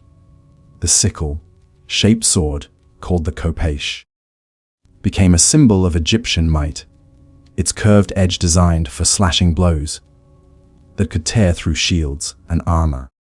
Bows grew larger and deadlier, with composite construction allowing arrows to fly farther and strike harder. In the hands of disciplined archers, volleys of arrows could darken the sky, raining death upon advancing foes.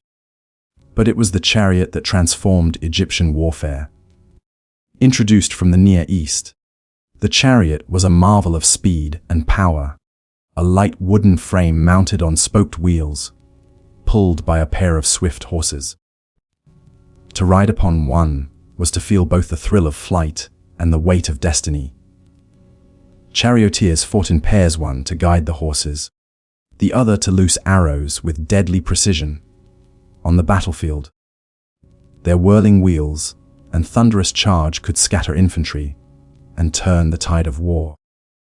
To see an army of chariots racing across the plain was to glimpse both beauty and terror bound together. Pharaohs themselves were often depicted as great warriors, leading their armies into battle, their chariots drawn by stallions adorned with plumes and gilded harness. In truth, these images were as much propaganda as reality. Pharaohs might stand at the heart of their armies, but they were shielded by loyal guards and aided by seasoned generals. Still, the symbolism was powerful. A victorious pharaoh was not merely a king. He was the embodiment of divine order triumphing over chaos, the earthly arm of the gods themselves. The greatest campaigns etched themselves into memory. The Battle of Megiddo under Thutmose II, where cunning strategy led to the encirclement of a powerful Canaanite coalition. The clash at Kadesh under Ramses II, one of the largest chariot battles the world has ever seen, where thousands of warriors thundered across the plain in a storm of arrows and spears. These moments, though violent, shaped the destiny of Egypt and carved the names of warrior kings into stone. Yet behind the glory lay hardship. For the common soldier, war meant long marches through blistering heat, carrying heavy packs of weapons, shields, and rations. It meant sleeping beneath the stars, stomachs often empty, hearts aching for home. It meant facing wounds that could fester without healing, or diseases that spread swiftly in crowded camps. Many did not return, and those who did bore scars visible and invisible. Training for war began early. Young men drilled in formation, learning to march in step, to wield spear and shield as one body. Archers practiced under the eye of stern officers, their accuracy honed by endless repetition. Charioteers trained tirelessly with their horses, mastering the balance between control and speed. Discipline was everything, for a single faltering line could doom an entire army. And above all, loyalty to the pharaoh was expected, loyalty unto death. Yet war was not only destruction. It brought wealth in the form of tribute, slaves, and captured lands. Victorious pharaohs returned in triumph, their soldiers parading spoils through the streets of Thebes or Memphis. Statues were raised, hymns composed, and temples expanded with the riches of conquest. To the gods were offered golden vessels, exotic animals, and incense from foreign shores, tokens of Egypt's far-reaching might. For the elite, war was a path to glory and abundance. But for the ordinary farmer turned soldier, the rewards were fewer. A small portion of plunder, perhaps, or the granting of land upon retirement. Sometimes the prize was simply survival and the chance to return to one's family, scarred but still alive. In the quiet of the village, he might sit by the fire, recounting stories of distant lands and battles fought, his voice heavy with both pride and weariness.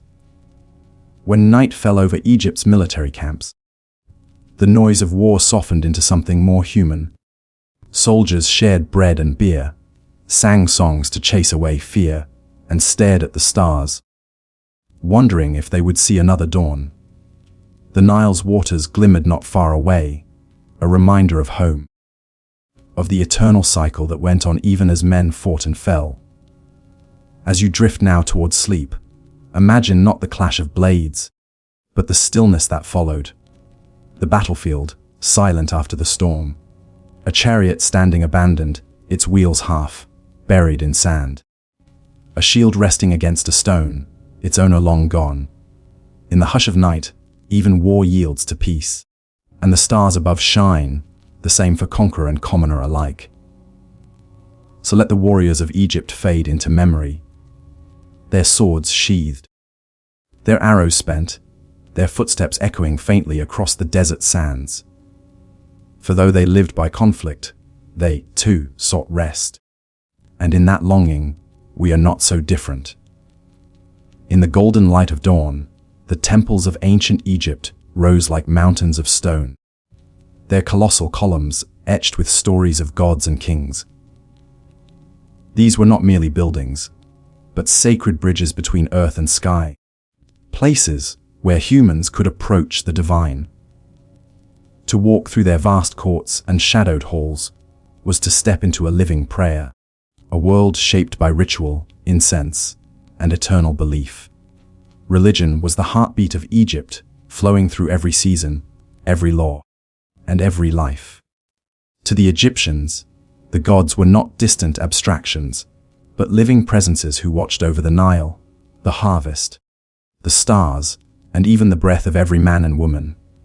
Each sunrise was a triumph of Ra, the sun god, who sailed his fiery bark across the heavens. Each flood of the Nile was a gift from Hapi, the god of the river's bounty. Every birth, every death, every harvest was bound to the will of divine powers. At the center of this sacred system stood the temples.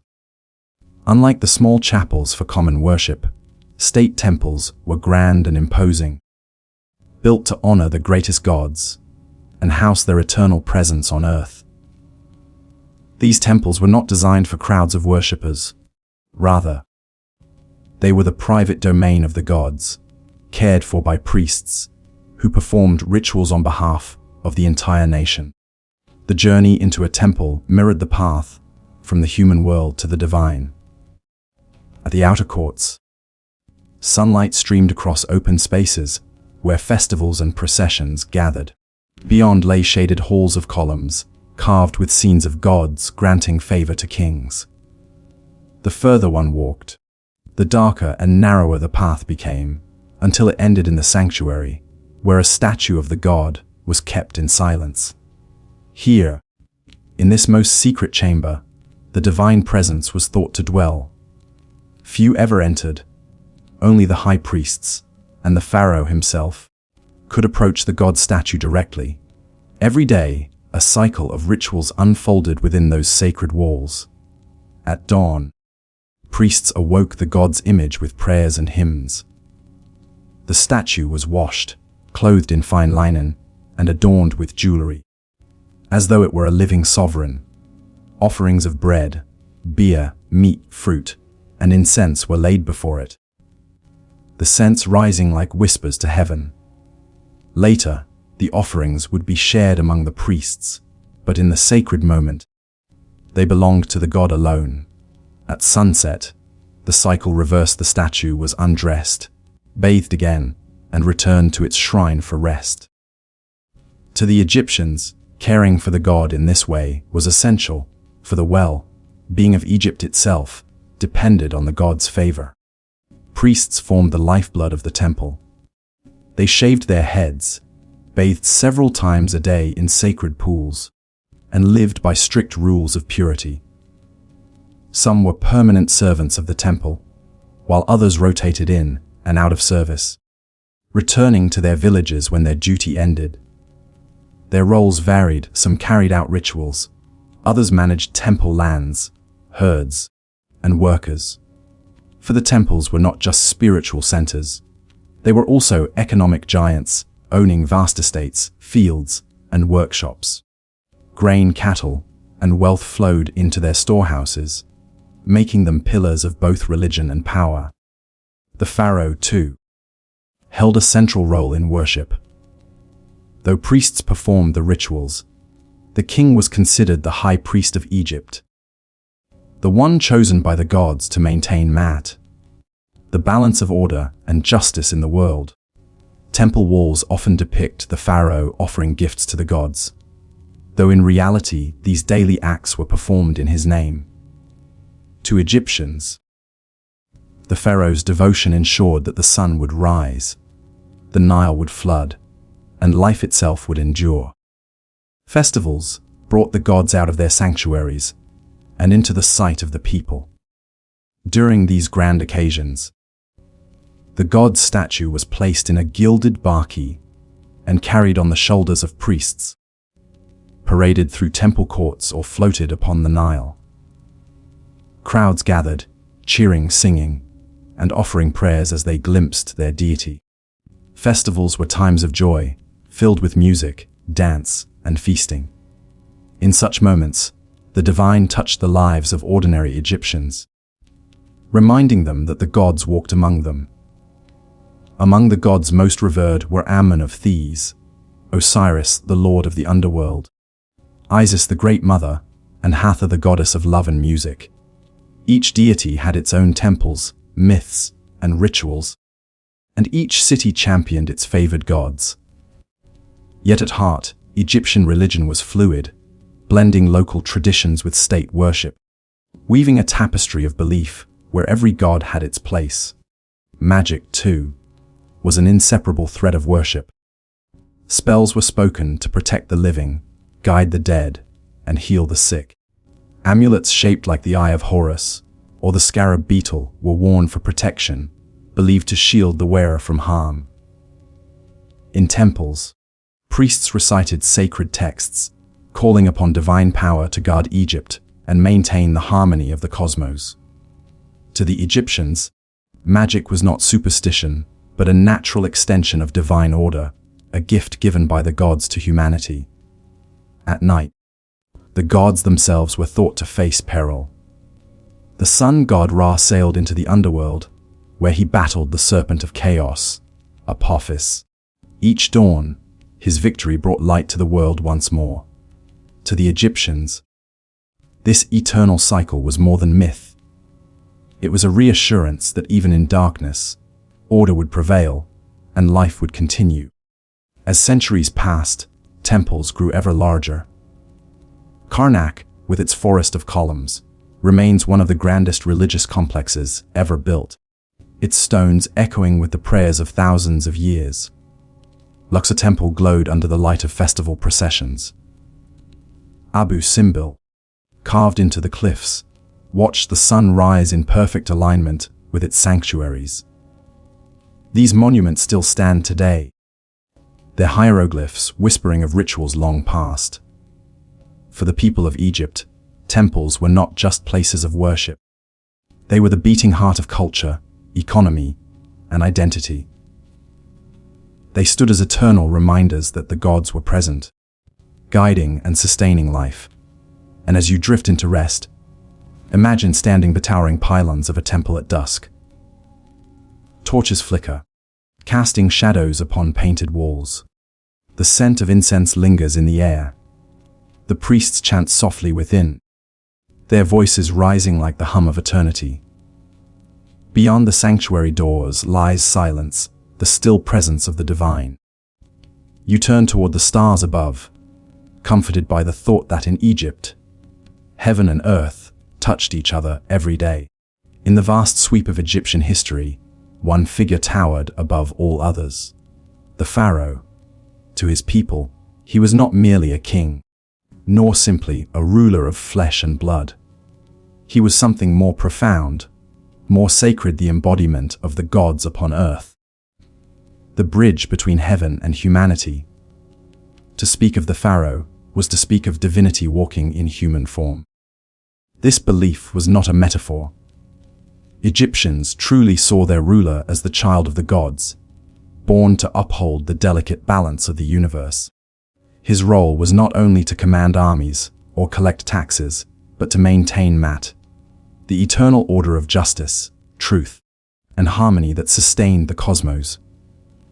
Without the Pharaoh, it was feared, chaos might overwhelm creation itself. The idea of divine kingship can be traced back to the earliest dynasties. Even in the age when Egypt was first uniting under a single crown, kings were already seen as chosen by the gods.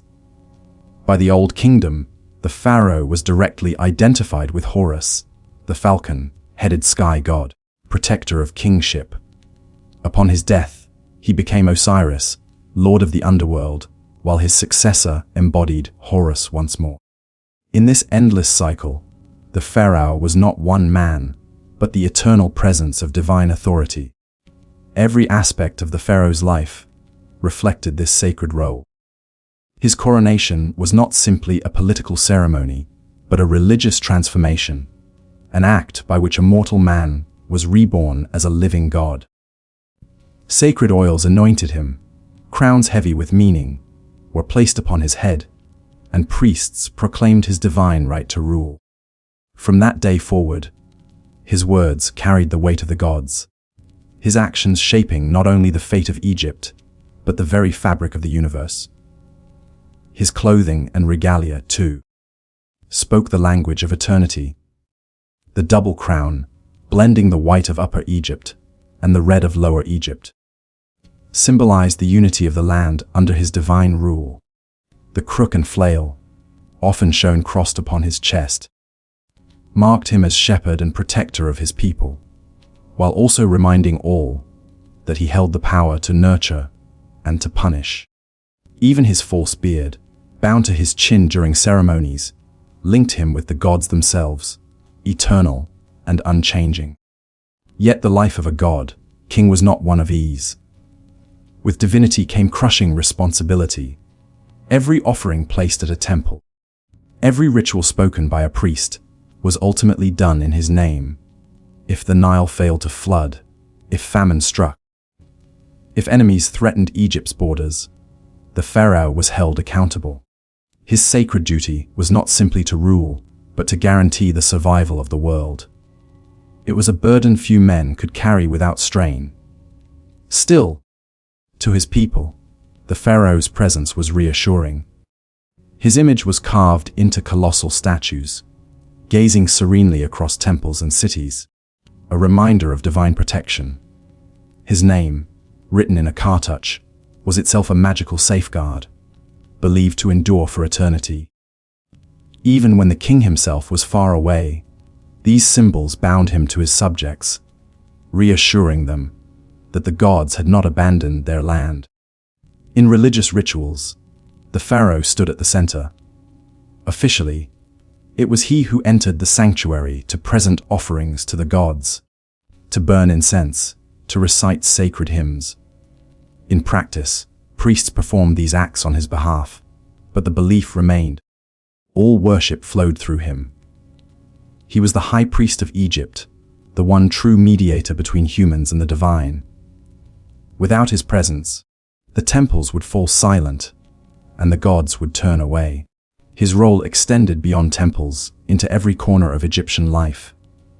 In law, his word was supreme, for he embodied Ma'at, the very principle of justice itself. In war, he was depicted as the chosen champion of the gods, striking down Egypt's enemies with divine strength. Scenes of the pharaoh smiting foreign kings were carved on temple walls, not just as propaganda, but as reassurance that cosmic order was preserved against chaos. And yet, beneath the regalia and divine titles, the pharaoh was still human. He laughed, he feared, he fell ill, and he died. The paradox of the pharaoh was that he was both mortal and immortal, both man and god. This duality shaped his reign and his legacy. When he passed into death, elaborate rituals ensured his transformation into Osiris, ruler of the underworld, so that he might continue to protect Egypt from beyond the grave. His tomb, filled with treasures, food, and sacred texts, was not mere vanity, but a preparation for eternity. The pyramids, the Valley of the Kings, and the countless hidden chambers across Egypt all bear witness to the desire to preserve this god, king forever. Some pharaohs leaned heavily into their divine identity.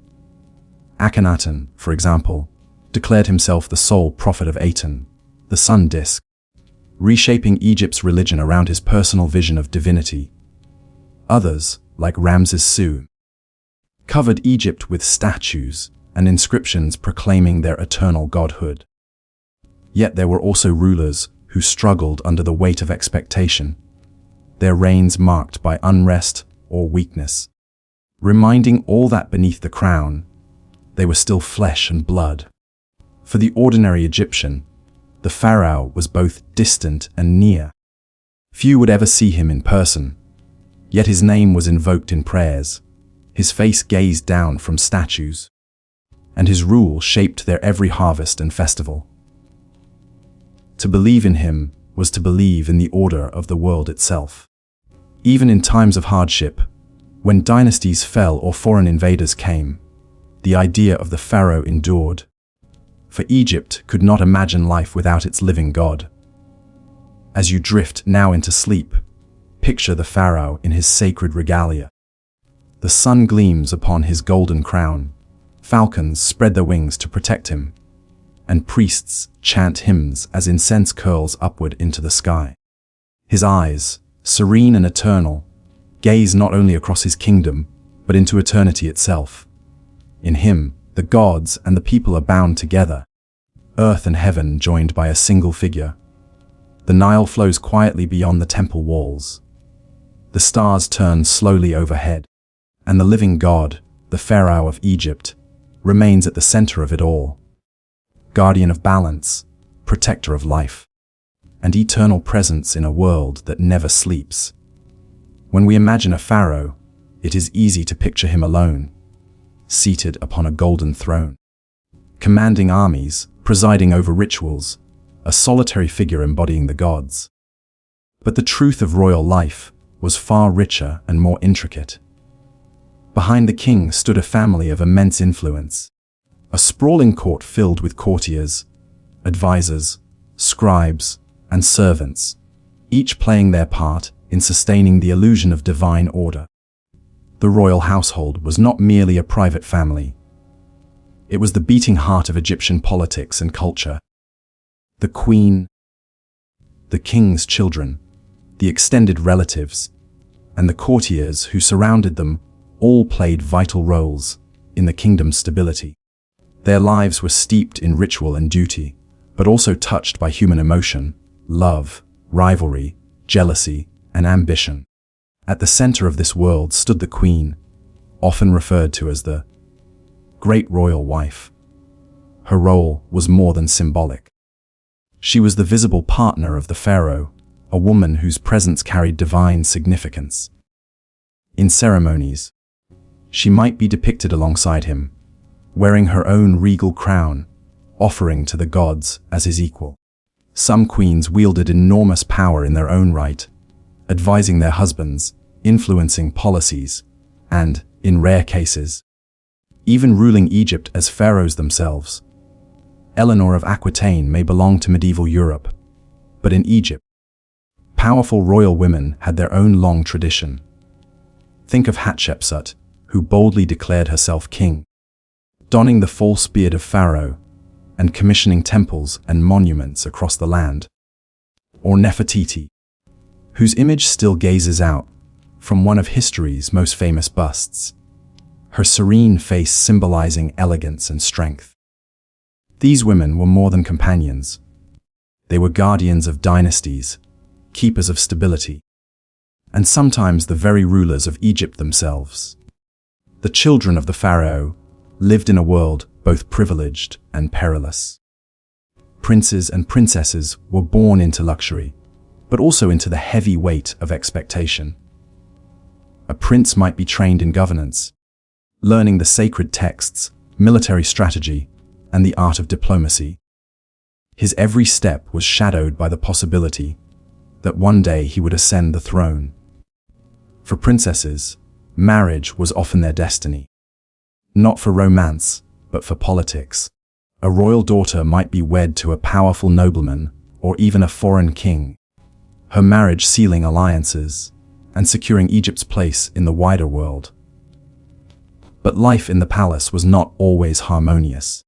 Rivalries between sons, tensions between wives, and the ever-present question of succession could turn the royal family into a nest of intrigue. Behind the graceful scenes carved on temple walls, real people struggled with jealousy and ambition. Brothers vied for the crown. Mothers schemed to secure their children's futures, and loyal advisors sometimes found themselves entangled in dangerous plots. The palace itself was a world apart. It was not the cold stone of the pyramids, but a place of light and color. Walls were painted with scenes of gardens, birds, and flowing water. Courtyards opened to the sky, shaded by palm trees and cooled by pools of lotus flowers. Servants hurried silently through corridors, carrying trays of food or jars of wine. Musicians played gentle tunes on harps and flutes, their melodies drifting through the air as courtiers discussed matters of state or exchanged whispered gossip. Court life revolved around ceremony.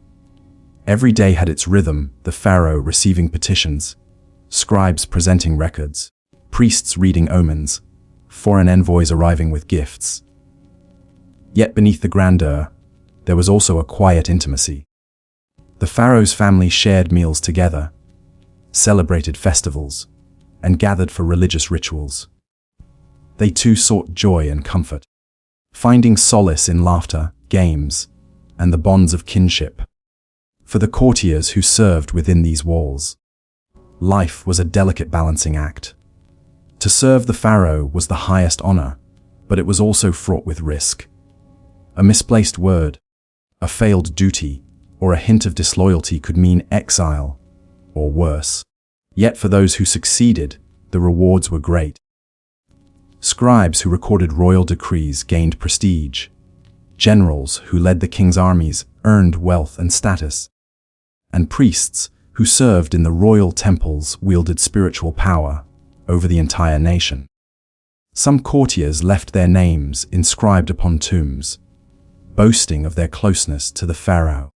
They spoke of being beloved of the king, of hearing his words directly, of walking in his presence.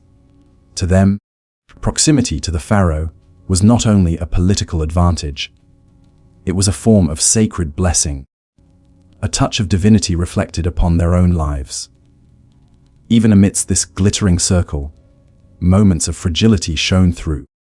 Royal children could fall ill, queens could die young, and political upheaval could sweep away entire households. The grandeur of court life was always shadowed by the knowledge of its impermanence. Yet perhaps that was what gave it its beauty. The awareness that behind the shimmering gold and the ritual pomp were people who laughed, wept, dreamed, and feared, just as we do today. As you drift deeper into rest, imagine yourself walking quietly through the palace of a pharaoh. The evening air is soft, carrying the faint perfume of lotus blossoms from the pools. Musicians play by torchlight, their notes echoing against painted walls. In the distance, you hear the laughter of children, the gentle hum of courtiers conversing, and the soft footsteps of servants moving gracefully through shadowed halls. The queen passes by, radiant in her flowing gown, her jewels glinting in the lamplight. The pharaoh sits within a shaded pavilion, listening to a scribe recite the affairs of the day. Around him, his family and court breathe life into the palace, weaving together duty, devotion, and humanity. It is a world at once exalted and fragile, divine and deeply human. A world where crowns and jewels hide hearts that beat no differently from our own. And in that realization lies a quiet truth. Even gods upon earth were not free from the bonds of family, love, and longing. So let the palace fade now into the stillness of night. The laughter softens, the music slows, and the lamps flicker gently as sleep overtakes the royal court. The pharaoh, the queen, the children, and the courtiers all rest beneath the eternal stars, their mortal cares hidden beneath the weight of history. Their stories drifting softly into the silence of time.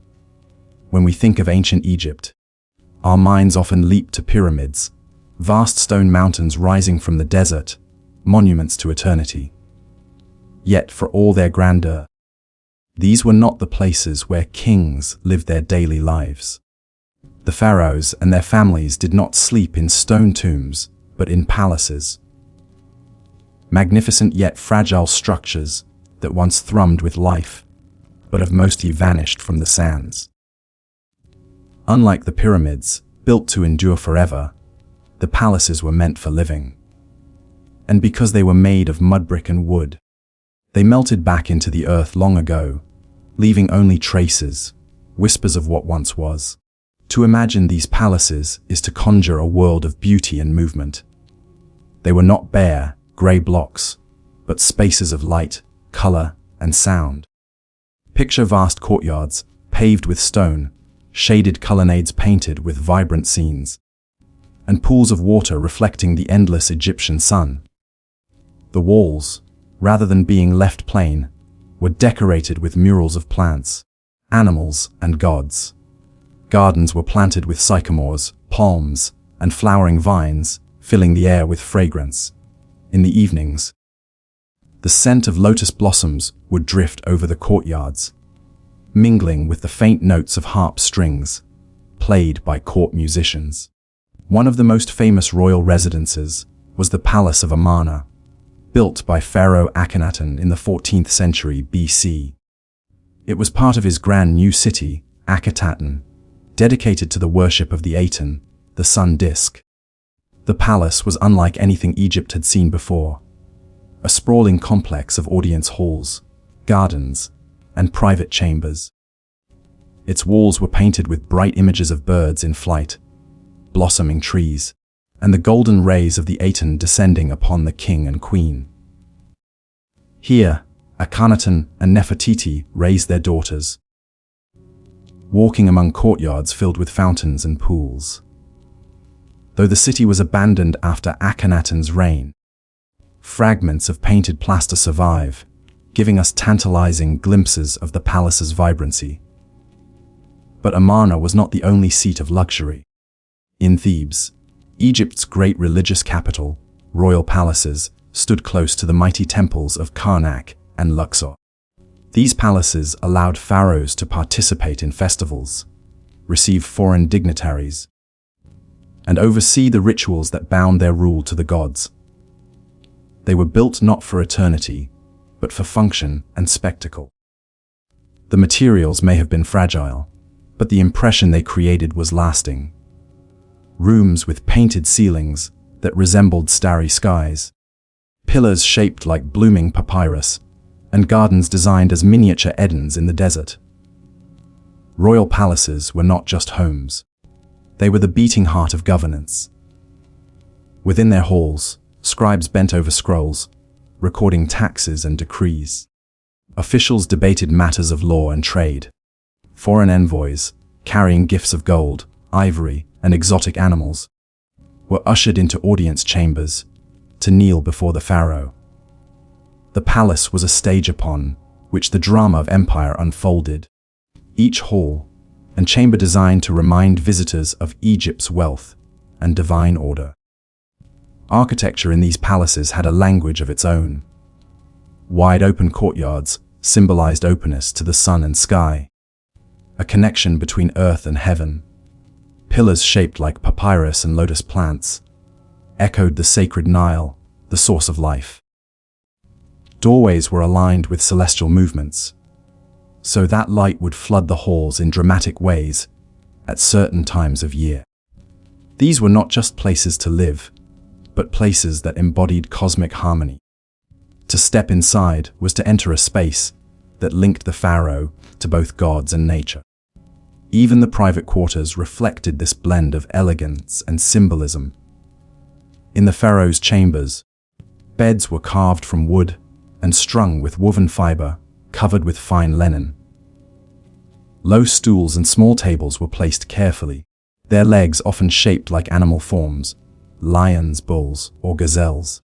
Floors were painted to resemble pools, filled with fish and lotus blossoms, creating the illusion of walking on water. In such spaces, the royal family could retreat from the demands of court life, finding comfort amidst artistry. The palace gardens deserve their own quiet reflection. These were not simple patches of greenery, but carefully planned sanctuaries. Rows of sycamores offered shade, vines climbed trellises, and pools filled with lilies mirrored the sky. Ducks and geese swam across the water, while tame monkeys and cats played along the edges. For the pharaoh, the garden was both a retreat and a symbol of fertility, a miniature version of the cosmic order. Festivals were sometimes held in these gardens, with music, feasting, and torchlight transforming them into dreamlike settings. And yet, despite all this splendor, these palaces did not endure. Unlike the temples of Karnak or the pyramids of Giza, the royal residences were built for life, not death. Constructed of mud brick, plaster, and timber, they could not withstand centuries of wind and shifting sand. By the time archaeologists uncovered their foundations, little more than outlines remained: faded walls, broken tiles, and fragments of painted plaster. Still, from these pieces, scholars have pieced together their vision, a world of brightness and color, comfort and ceremony, long vanished yet not forgotten. As you listen now, let yourself walk through one of these ancient palaces. The stone beneath your feet is cool. The air carries the fragrance of blooming lotus, and the sound of flowing water comes from a nearby fountain. A harpist plays in the distance, her notes light and soothing. Sunlight filters through colonnades painted with green reeds and golden stars. Courtiers pass by in linen robes, carrying scrolls, whispering news from distant lands. Somewhere ahead, the pharaoh waits in his audience chamber, ready to receive the world. But you need not go that far. Instead, you linger in the garden, sitting by the pool beneath a sycamore tree. The blossoms open above you, petals drifting down like feathers. The world outside the palace disappears, the desert, the wars, the toiling of farmers. Here, within these walls, time feels suspended. The palace is alive, glowing with color and sound, a fragile jewel set upon the sands. And so, as the torches are lit and the evening settles, the palace fades gently into memory. Its painted walls, its gardens, its music, all dissolve like mist, leaving only calm stillness.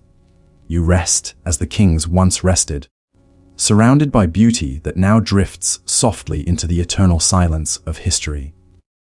When you imagine ancient Egypt, perhaps you see towering stone columns, massive gateways, and rows of statues gazing silently into the horizon. These are the temples, sacred spaces where earth touched heaven, where gods were honored, and where kings declared their divine right to rule. More than mere buildings, temples were the spiritual heartbeat of Egyptian civilization, pulsing with ritual music and incense. Unlike palaces, which were designed for the fleeting needs of life, temples were built for eternity. They were carved from stone to endure for millennia, and many still stand today, their walls etched with hieroglyphs that whisper stories across thousands of years. To walk through the ruins of Karnak, Luxor, or Abu Simbel is to step into a space that was never meant to be forgotten. Imagine standing before a massive pylon gate, its sloping walls rising high against the sun. Beyond lies a wide courtyard, open to the sky, where worshippers once gathered during festivals. From there, the temple narrows, passage by passage, hall by hall, until you reach the dim, Sacred Heart, the inner sanctuary. This design was not accidental. It mirrored creation itself, moving from light into mystery, from the vast openness of the cosmos into the hidden presence of the divine. Temples were more than religious monuments. They were cosmic models, carefully designed to reflect Egyptian beliefs about the universe. The floor represented the mound of creation rising from primordial waters, while the ceiling, painted with stars, symbolized the heavens. Columns shaped like papyrus and lotus plants echoed the fertile banks of the Nile. In this way, every temple was a miniature version of the cosmos, a reminder that the gods had brought order to chaos, and that Pharaoh maintained this balance. The largest of all temples was Karnak, in Thebes. Not a single building, but a sprawling complex, Karnak grew over centuries as Pharaoh after Pharaoh added new halls, obelisks, and chapels. The great hypostyle hall, with its forest of 134 massive columns, still stuns visitors today. Imagine walking among them in ancient times. Shafts of sunlight breaking through, incense drifting through the air, the chants of priests echoing against stone. It was here that great festivals took place, including the Opet festival, when statues of the gods were carried in grand processions to renew the bond between heaven and earth. Another temple, carved directly into stone, was Abu Simbel, built by Ramses II in Nubia. Its colossal statues of the king, seated in eternal vigilance, face the rising sun. Twice a year, sunlight penetrates deep into the temple, illuminating statues within. This alignment was no accident. It was an architectural hymn to cosmic order, linking the pharaoh, the sun, and the gods. Imagine the awe of watching the morning rays creep through the darkness, slowly lighting the inner chamber where gods and kings sat side by side. Temples were not open to all. Ordinary people rarely entered the sacred halls beyond the courtyards. Most of the rituals took place hidden from public view, performed by priests on behalf of the people and the king. At dawn, priests would enter the sanctuary to awaken the god's statue, bathe it, anoint it with oils, and dress it in fresh linen. Offerings of bread, beer, fruit, and incense were placed before it. At night, the god was gently returned to rest, the sanctuary sealed until morning. These daily rituals gave rhythm to the temple, creating a cycle of divine presence that never ceased. But temples were not silent cloisters. They were bustling centers of life, wealth, and power. Large estates belonged to them, with fields, workshops, and granaries supplying goods for offerings and festivals. Priests, musicians, dancers, and scribes all worked within their walls. During great celebrations, crowds gathered outside, cheering as the gods' statues were carried in processions. Music filled the air, sitar rattling, drums beating, flutes and harps weaving melodies as incense curled into the sky. The sacred festivals were moments of connection, when the barriers between gods and people felt thinner. At Luxor, during the Opet festival, the statue of Amun would be brought down the Nile from Karnak, sailing in a decorated bark. Crowds lined the riverbanks, singing, clapping, celebrating. It was a spectacle of devotion and joy, uniting the city in shared reverence. Each temple also carried the mark of its patron pharaoh. Hieroglyphs carved into the walls proclaimed victories, alliances, and acts of devotion. To carve one's name into stone was to ensure remembrance, to leave a voice echoing through eternity. Even now, as we gaze upon those inscriptions, the kings still speak, their messages surviving across 3,000 years. Perhaps the most mysterious aspect of these temples was their atmosphere. To step inside was to enter another world. Outside, the desert rode with sun and wind. Inside, shadows softened the stone, coolness settled over the air, and silence carried weight. Torches flickered along walls, painted with gods striding across the sky, with pharaohs offering incense, with stars shimmering above. It was not just a building, but a threshold, a place where the divine was present. Let yourself imagine standing in one of these temples at dusk. The last rays of sunlight glow upon the pylons, casting long shadows across the courtyard. Priests move quietly, their linen robes brushing against stone. Somewhere, the soft sound of chanting drifts through the halls, blending with the faint crackle of oil lamps. You breathe in the scent of incense, sweet, calming, almost dreamlike. Above, the painted ceiling resembles the night sky, its stars beginning to awaken as darkness falls. You move deeper, hall by hall, until you reach the sanctuary. The air is still, as though time itself pauses here. Before you rests the shrine of the god, veiled in mystery. You bow your head, not out of duty, but from a quiet recognition that you are in the presence of something vast, eternal, and beyond words. And when you leave, stepping back into the night air, the stars above the real sky match those painted inside. The temple lingers in your mind as both a place and a symbol, a bridge between the earthly and the eternal, between the human and the divine. Even now, as the ruins stand silent, their columns broken, their walls weathered, they carry that same presence. For though the rituals have faded, the stones still hold the memory of devotion. The temples remain, guardians of eternity, inviting us to pause, to breathe, and to feel the hush of something greater than ourselves. Close your eyes and imagine stepping into a hall, lit only by oil lamps. The flickering glow reveals walls alive with color, figures carved and painted in precise order, gods and kings walking side by side, birds and lotus flowers scattered among hieroglyphs. This is not random decoration.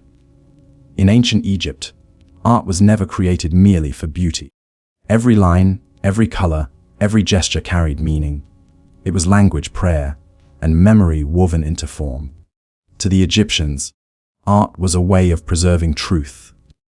They believed in Mat, the principle of balance, harmony, and order that governed the universe. The same balance that held the stars in place also guided the strokes of a sculptor's chisel. Art was meant to reflect eternal reality, not fleeting human moods. A statue of a pharaoh did not simply show what he looked like. It showed what he was meant to be: strong, eternal, and unchanging. Let us drift gently through the world of Egyptian art, seeing it not as a museum collection, but as a living system of symbols designed to guide both gods and humans. Sculpture, eternal faces, the statues of pharaohs and gods, were not simply images. They were vessels, once consecrated through ritual. The statue became a place where the spirit of the god or king could dwell. That is why eyes are so carefully carved, lips so firmly set. The figure gazes into eternity, calm and unwavering. Consider the great Sphinx of Giza, its body a lion, its head a king. Even as centuries of sandstorms have worn it down, the face still radiates quiet strength. To stand before it was to feel the weight of permanence. The Sphinx was not only a guardian of tombs and temples, but also a symbol of the union between human intelligence and animal strength. A reminder that kings were both mortal and divine. Smaller statues carried the same weight. A sculpted family group, a husband and wife seated side by side, represented not just their likeness, but their eternal bond, their posture, their smiles, even the way their hands rested on each other's shoulders. All were carved with meaning, ensuring their relationship survived beyond death.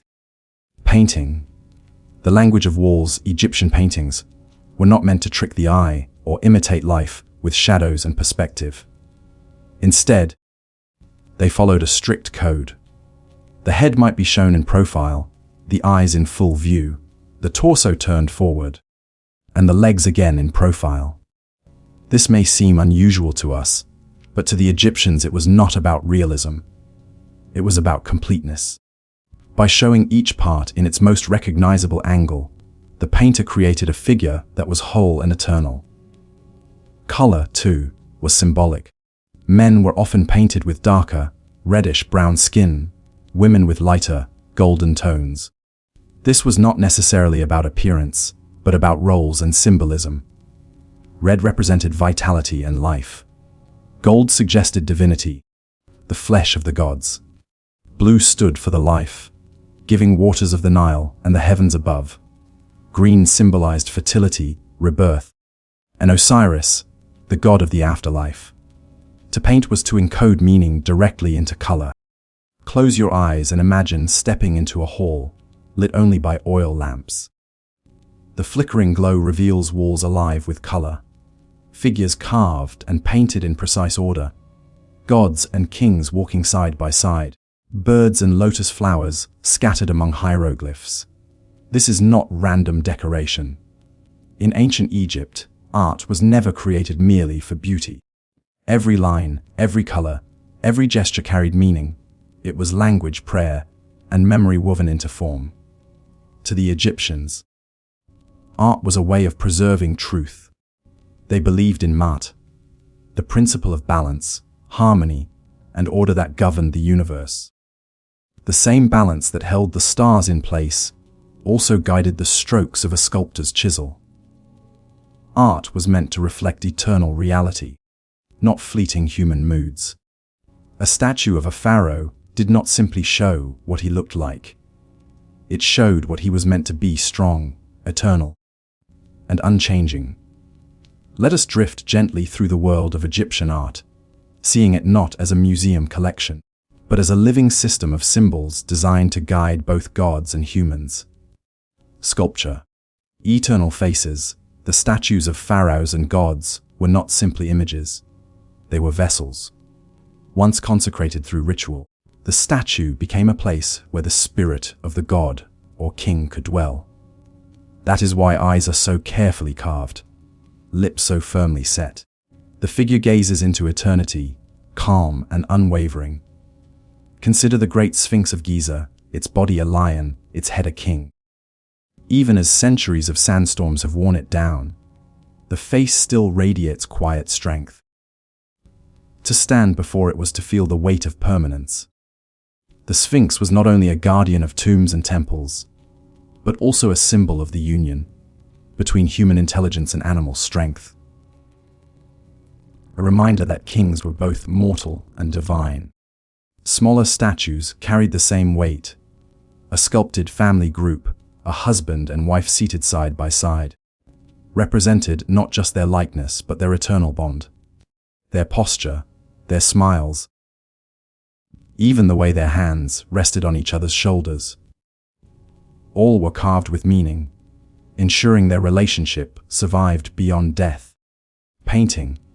The language of walls. Egyptian paintings were not meant to trick the eye or imitate life with shadows and perspective. Instead, they followed a strict code.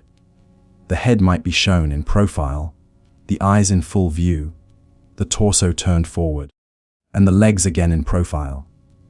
This may seem unusual to us, but to the Egyptians it was not about realism. It was about completeness. By showing each part in its most recognizable angle, the painter created a figure that was whole and eternal. Color, too, was symbolic.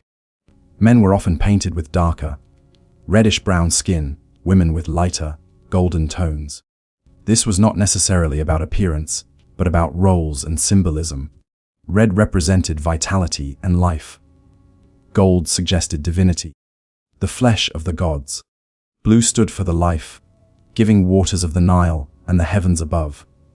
Green symbolized fertility, rebirth, and Osiris, the god of the afterlife. To paint was to encode meaning directly into color. Imagine standing in a tomb chamber, torchlight dancing over walls filled with these scenes. Farmers harvest golden fields of barley. Fishermen cast their nets into blue waters. Women play harps and dance. This was not decoration, it was preparation for eternity.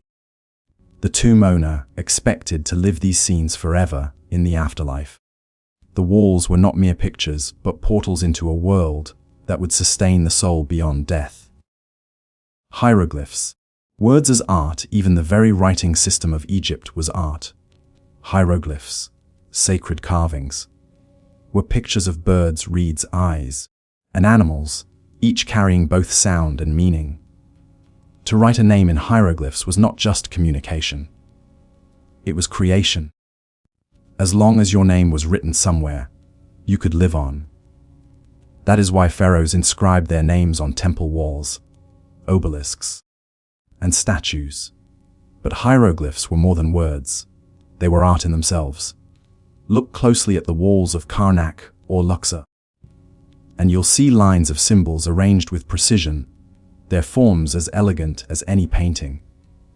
Writing and art flowed together, inseparable, both meant to preserve eternity. Beauty and daily life art was not confined to temples and tombs. Beauty was also pursued in daily life. Egyptians valued elegance in dress, jewelry, and cosmetics. Both men and women wore kohl around their eyes, not only to enhance their beauty, but also to reduce glare from the sun and to protect against infection. Perfumed oils, scented cones, and floral garlands added fragrance to gatherings and ceremonies. Jewelry carried both beauty and power.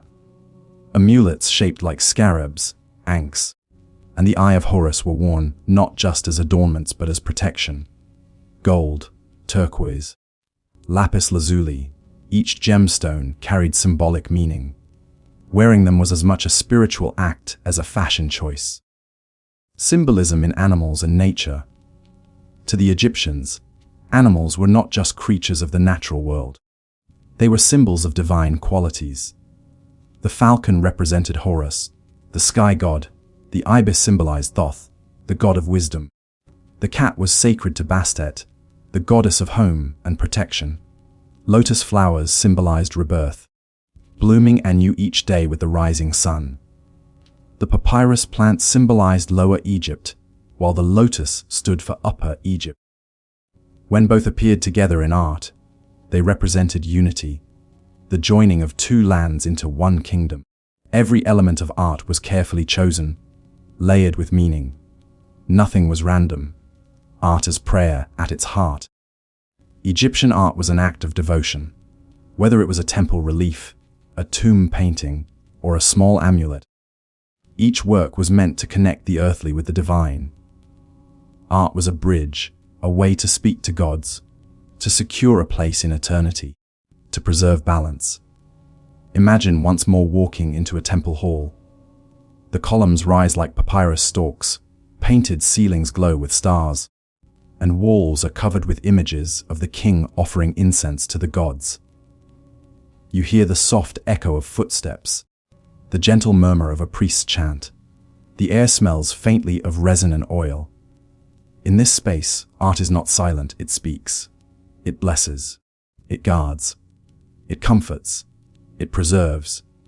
And as you let this vision settle in your mind, you realize that for the Egyptians, art was never about the fleeting moment.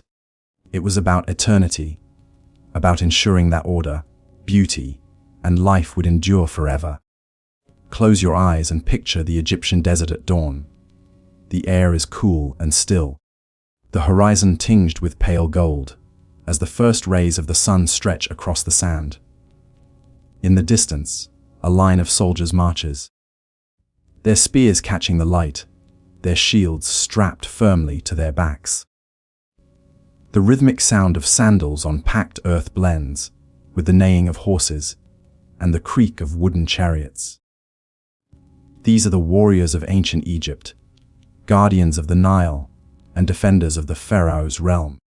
While we often think of Egypt as a land of temples, tombs, and quiet rituals, it was also a kingdom of warriors.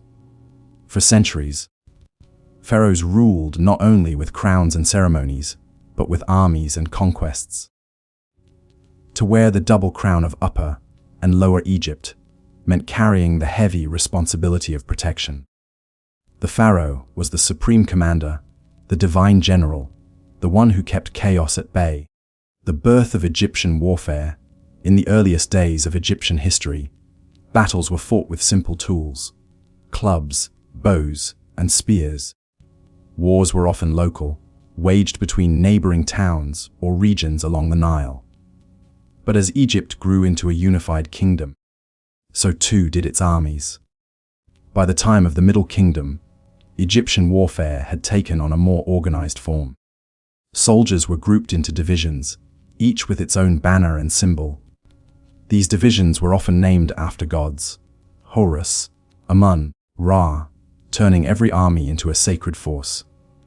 To march into battle was not just an act of survival, but a sacred duty, blessed by the gods.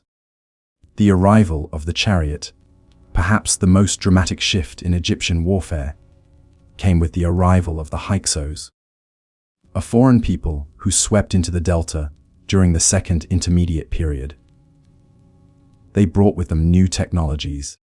the horse, drawn chariot, and the composite bow. At first, Egypt struggled under this invasion. Cities fell, and pharaohs were humbled. But in time, the Egyptians learned from their conquerors. The chariot became the symbol of Egyptian military power. Light, swift, and deadly. It allowed archers to move across the battlefield with speed and precision. Imagine a pair of horses galloping in unison, the wheels of the chariot kicking up dust as the archer draws back his bow, releasing arrow after arrow into the enemy ranks. These were the tanks of the ancient world, fast and powerful, and under the command of skilled soldiers. They became instruments of conquest. Pharaohs as warriors. Some pharaohs earned eternal fame not for temples or tombs, but for their campaigns of war. Thutmose III, often called the Napoleon of Egypt, expanded Egypt's borders farther than any other ruler. His campaigns reached deep into the Levant and beyond, bringing back wealth, tribute, and captives. Under his reign, Egypt became an empire, its influence stretching across trade routes and kingdoms. Ramses II, known as Ramses the Great, also wore the mantle of warrior king. His most famous battle was at Kadesh against the Hittites, one of the great powers of the ancient world. Though the battle ended in something of a stalemate, Ramses proclaimed it a great victory, immortalizing the scenes on temple walls in dramatic detail. There we see him alone in his chariot, charging into enemy lines, arrows flying, horses rearing. Whether or not it unfolded exactly that way, the story reinforced his image as the unstoppable protector of Egypt. For the Egyptians, a pharaoh's strength in battle was proof of divine favor. To see their king victorious was to see order restored, Maat preserved, the soldier's life. But what of the common soldier? The men whose feet carried them across the deserts and whose arms drew the bow. For many, military service was both duty and opportunity. Egypt's armies were made up of farmers during the off-season, conscripts called to service, and eventually professional soldiers. Life on campaign was harsh.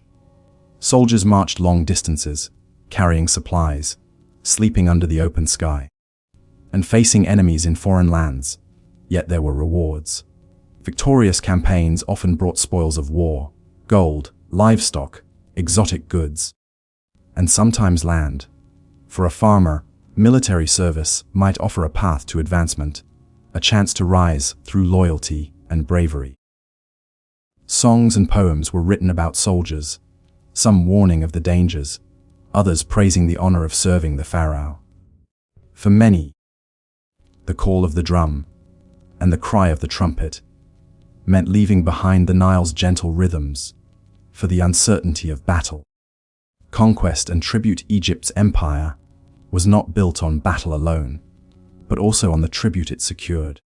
Victorious pharaohs brought home treasures from foreign lands: ivory, cedar wood, precious stones, cattle, and captives.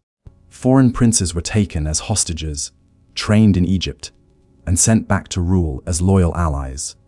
Trade followed conquest, filling Egypt's markets with goods from distant lands. To walk through the bazaars of Thebes or Memphis was to see the fruits of military success: spices, metals, fine textiles, and animals from far-off regions.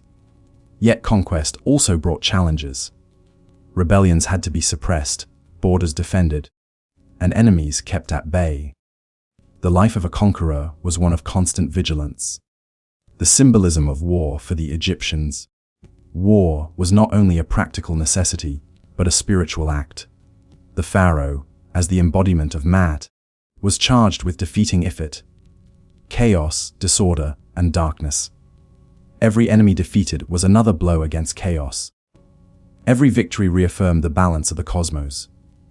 This belief is reflected in temple art, on countless walls. Pharaohs are shown smiting their enemies, raising a mace high above their heads, while the gods look on approvingly. These scenes were not meant as literal records, But as eternal truths, Egypt will always triumph, for the pharaoh is guided by the gods. The quiet after battle, and yet, despite the glory of conquest, there must have been quiet moments too. After the clash of battle, after the dust settled, soldiers sat around campfires, eating rations of bread and beer, gazing at the stars above foreign lands. They might have thought of the Nile, of their families, of the fields waiting for their return. For all its triumphs, war was also wearying, and many must have longed for the peace of home. The grandeur of empire rested on the shoulders of men who lived, fought, and sometimes died far from the land they loved. Eternal guardians today. When we look at the carvings of pharaohs in their war chariots, or statues of soldiers with spears in hand, we see more than images of violence. We see guardianship. Egypt's warriors, whether kings or commoners, fought not just for land or power, but for the survival of a civilization that had endured for millennia. As you let this thought guide you to rest, imagine the soldiers of Egypt fading into the horizon, their banners fluttering, their footsteps steady, their spirits bound by duty.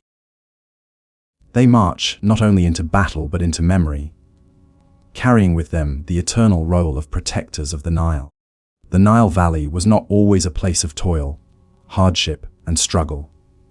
For all the burdens of farming, war, and survival, there were also moments of joy, occasions when the entire community could set aside their labors and gather together in celebration. These were the festivals of ancient Egypt, times of music, feasting, dancing, and ritual, when the people joined the gods in acts of renewal and delight. As you sink deeper into comfort, imagine the sound of drums echoing across the streets, the rhythm of sistrums, those sacred rattles of bronze and beads, shaking in time to song. Picture torches glowing as night falls, illuminating faces full of laughter, anticipation, and devotion. Festivals were more than entertainment. They were sacred events woven into the very fabric of Egyptian life, binding people to their gods, their pharaoh, and one another. The rhythm of the year. Festivals followed the rhythm of the seasons and the cycles of the Nile. When the river flooded, when harvests came, when the year turned, Egyptians marked these moments with sacred gatherings. Some festivals were local, tied to a particular town or god. Others were national, celebrated from Memphis to Thebes. The calendar itself was dotted with days of joy. In a year of 360 days, plus 5 sacred days, the Egyptians had dozens of opportunities to put aside their daily struggles and rejoice. Even the humblest farmer, who might spend most of the year bent over his fields, could look forward to times of festivity when music and celebration swept the land. The Opet Festival. Among the grandest was the Opet Festival of Thebes, held to honor Amun, the great god of creation, along with his consort Mut and their son Khonsu, each year. The statues of these gods were carried in lavish processions from the Karnak Temple to Luxor Temple, their journey accompanied by priests, musicians, dancers, and vast crowds of onlookers. Imagine the spectacle, sacred barges gliding down the Nile, painted and gilded, hung with garlands of flowers. Trumpets blared, drums thundered, and priests waved incense into the air, filling it with thick, fragrant smoke. People lined the banks of the river, cheering and praying as the gods passed by. For Egyptians, this was not just a pageant. It was a re-enactment of divine renewal. The gods were believed to rejuvenate themselves during the festival, and with them, the land and the pharaoh were renewed as well. To watch the sacred procession was to witness the lifeblood of Egypt being restored for another year. The festival of Hathor. Not all festivals were solemn. Some, like those dedicated to Hathor, goddess of love, music, and joy, were filled with merriment. At her great temple in Dendera, pilgrims flocked to honor her with song, dance, and offerings of beer and wine. Hathor's festivals were times of revelry, where men and women let loose the laughter, usually stifled by their daily struggles. Imagine the lively sounds of flutes, harps, and clapping hands. Women shake sistrums, their bronze discs jingling with each motion, as others sway and dance in Hathor's honor. Wine flows freely, cups are raised, and merriment fills the air. For one day, the burdens of the Nile, its floods, its famines, its toil, are forgotten in joy and music. The beautiful festival of the valley. Another treasured event was the beautiful festival of the valley, celebrated in Thebes during the harvest season. Families crossed the Nile to visit the tombs of their ancestors, carrying food, flowers, and offerings. Picture the scene: boats filled with families row across the water, baskets brimming with bread, figs, dates, and beer. On the western bank, where the sun set and the dead were believed to dwell, tombs were cleaned, offerings placed, and prayers recited.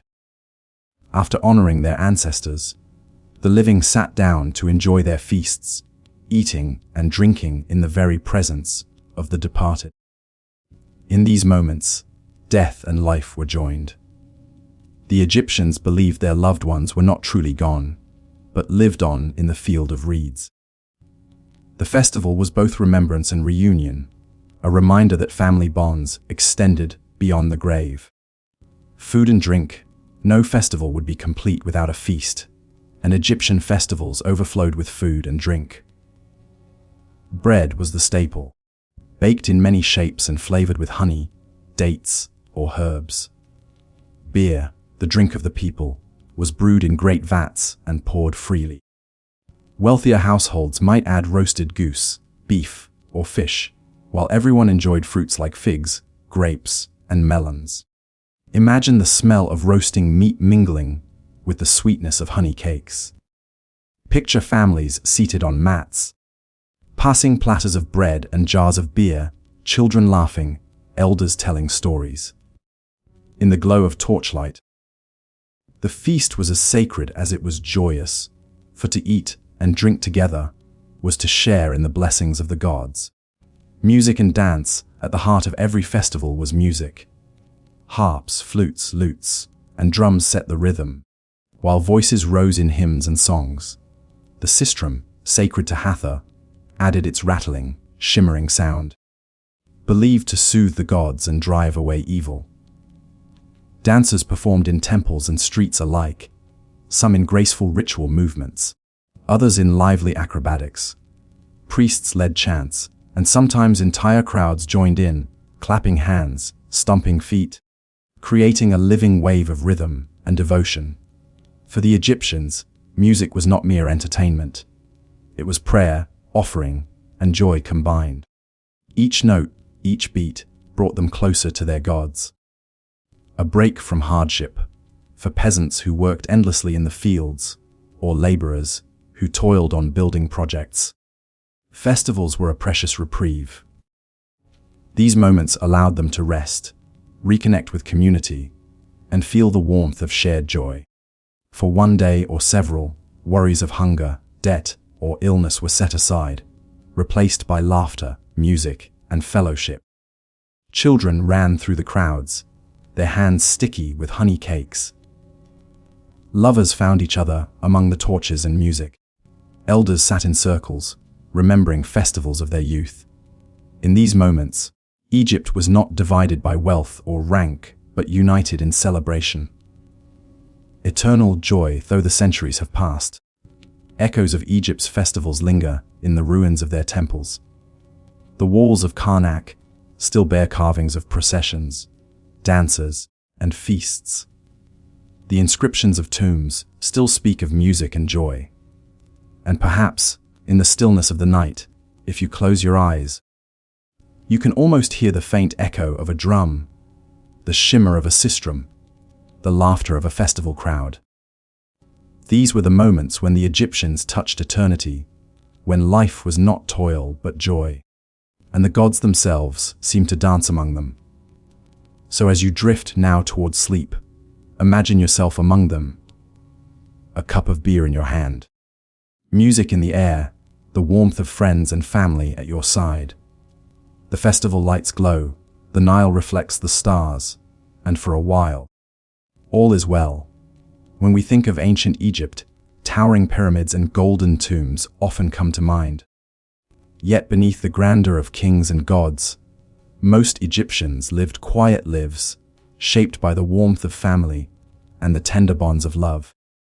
In their poems, paintings, and daily rituals, we glimpse a world where affection was cherished, where marriage was a partnership, and where family was the very heart of life. As you settle deeper into comfort, imagine yourself walking through a village on the banks of the Nile. Mud brick houses line the narrow streets, children play in the dust, women grind grain or weave linen, and men return from the fields with baskets of crops. In one home, a family gathers around a simple meal of bread and stew. In another, a mother soothes her child with a lullaby. This was the rhythm of Egyptian family life, ordinary, tender, and deeply human. Love in the ancient heart. The Egyptians were not shy about love. Their poetry, preserved on papyrus and scratched into pottery shards, reveals a people unafraid to express longing, devotion, and passion. One love poem describes a woman saying, "My heart flutters hastily when I think of my love. It lets me not walk like a human being." Another speaks of meeting a beloved at the riverbank, the joy of seeing them as sweet as perfume, as refreshing as cool water.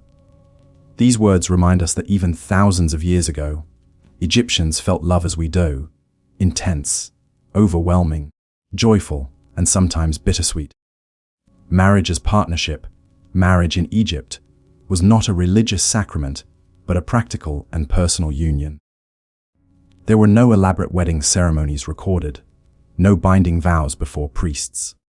Instead, a couple might simply move in together, sometimes with a written agreement that outlined property, inheritance, and support.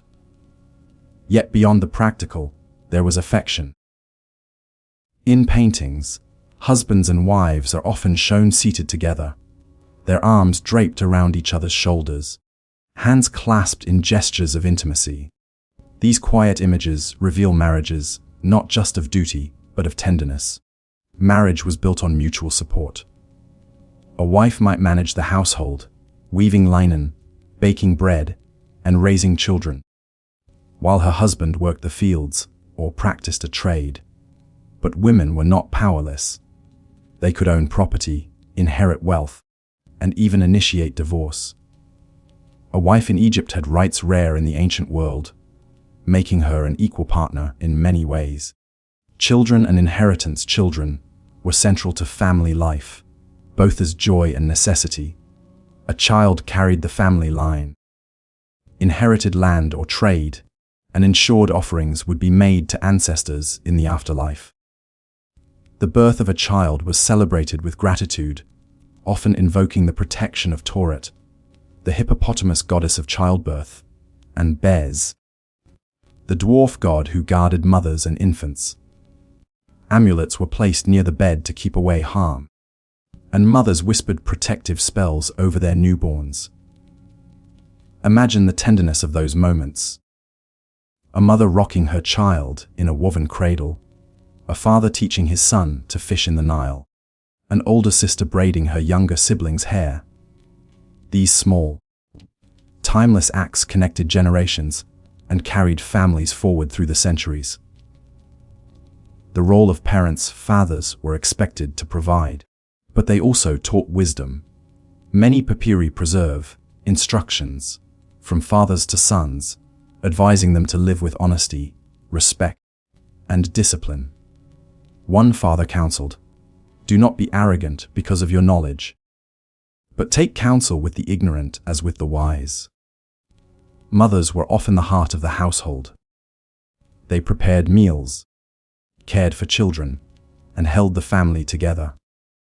Sons and daughters alike cherished them, and inscriptions sometimes praise mothers with words like, "She bore me, she nourished me, she gave me life." Extended family and community. Egyptian families rarely lived in isolation. Grandparents, aunts, uncles, and cousins often shared close ties.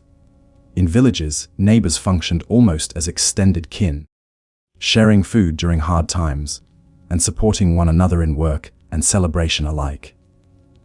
Festivals became times when these bonds were renewed. Families would feast together, visit ancestors' tombs, and pass stories down the generations.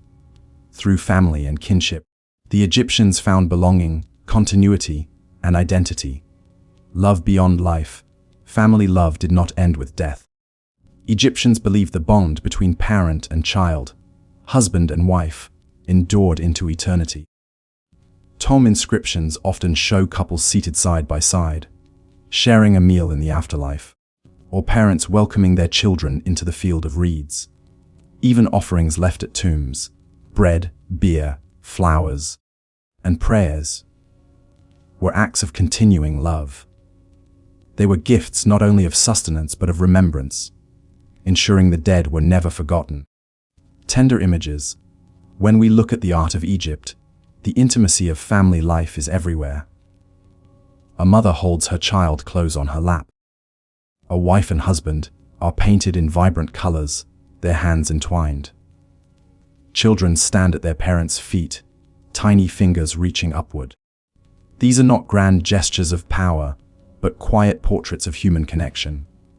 In one tomb painting, a man and his wife are shown harvesting papyrus together, smiling as they work side by side. In another, a child leads a calf to sacrifice, guided gently by his father's hand. Such images remind us that love and care were celebrated as much as royal triumphs. The fragility of life, yet life in Egypt was not without sorrow. Child mortality was high, and many parents faced the grief of losing a little one. Illnesses, accidents, and famine sometimes fractured families. In such moments, love became both comfort and memory. Prayers to gods and ancestors often included pleas for protection of children and family members, a reminder of how fragile happiness could be. Even so, Egyptians continued to cherish life's sweetness, writing love poems, celebrating marriages, and honoring children. The eternal household for the Egyptians, the family was a reflection of cosmic order. Just as the gods formed divine households, Nut and Geb, Osiris and Isis, so too did humans live in families, creating harmony from union. To live well with one's family was to live in accordance with Ma'at, the principle of balance and truth. And so, even now, as you drift towards sleep, you can picture yourself in that world. A warm home of mud brick walls, its door open to the evening breeze. A husband and wife seated together, sharing bread. Children curled beneath woven blankets, lulled by a mother's voice. Beyond the walls, neighbors laugh and sing, their voices carried by the night air. The river flows steadily outside, the stars wheel overhead, and the eternal bonds of love hold the household together. In that timeless rhythm, we glimpse what mattered most. Not gold or glory, but the tender ties of love and family life. Close your eyes for a moment and imagine the banks of the Nile.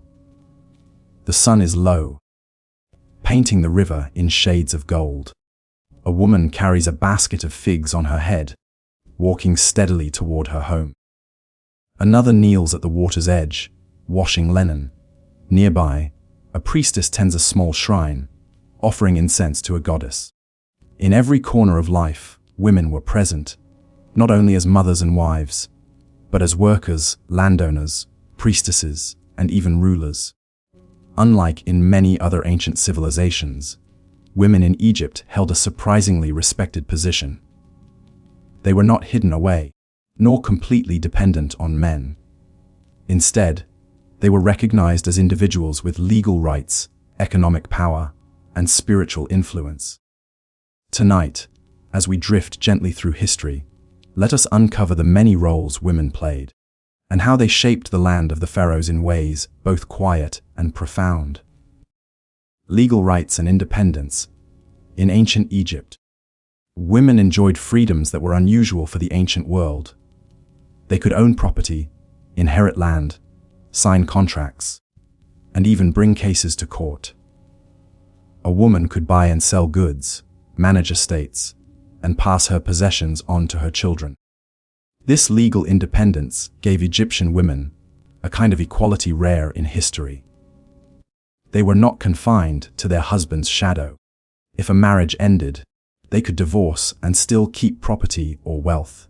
In fact, contracts sometimes spelled out what support a woman would receive if the marriage failed. Imagine how empowering this must have been. A woman in Thebes or Memphis might wake each morning, knowing that her voice and her choices mattered, not only in her home, but in her society. Women in the household, of course, family remained the heart of life. Most women were wives, mothers, and caretakers. Their daily rhythms included grinding grain into flour, baking bread, brewing beer, weaving linen, and raising children.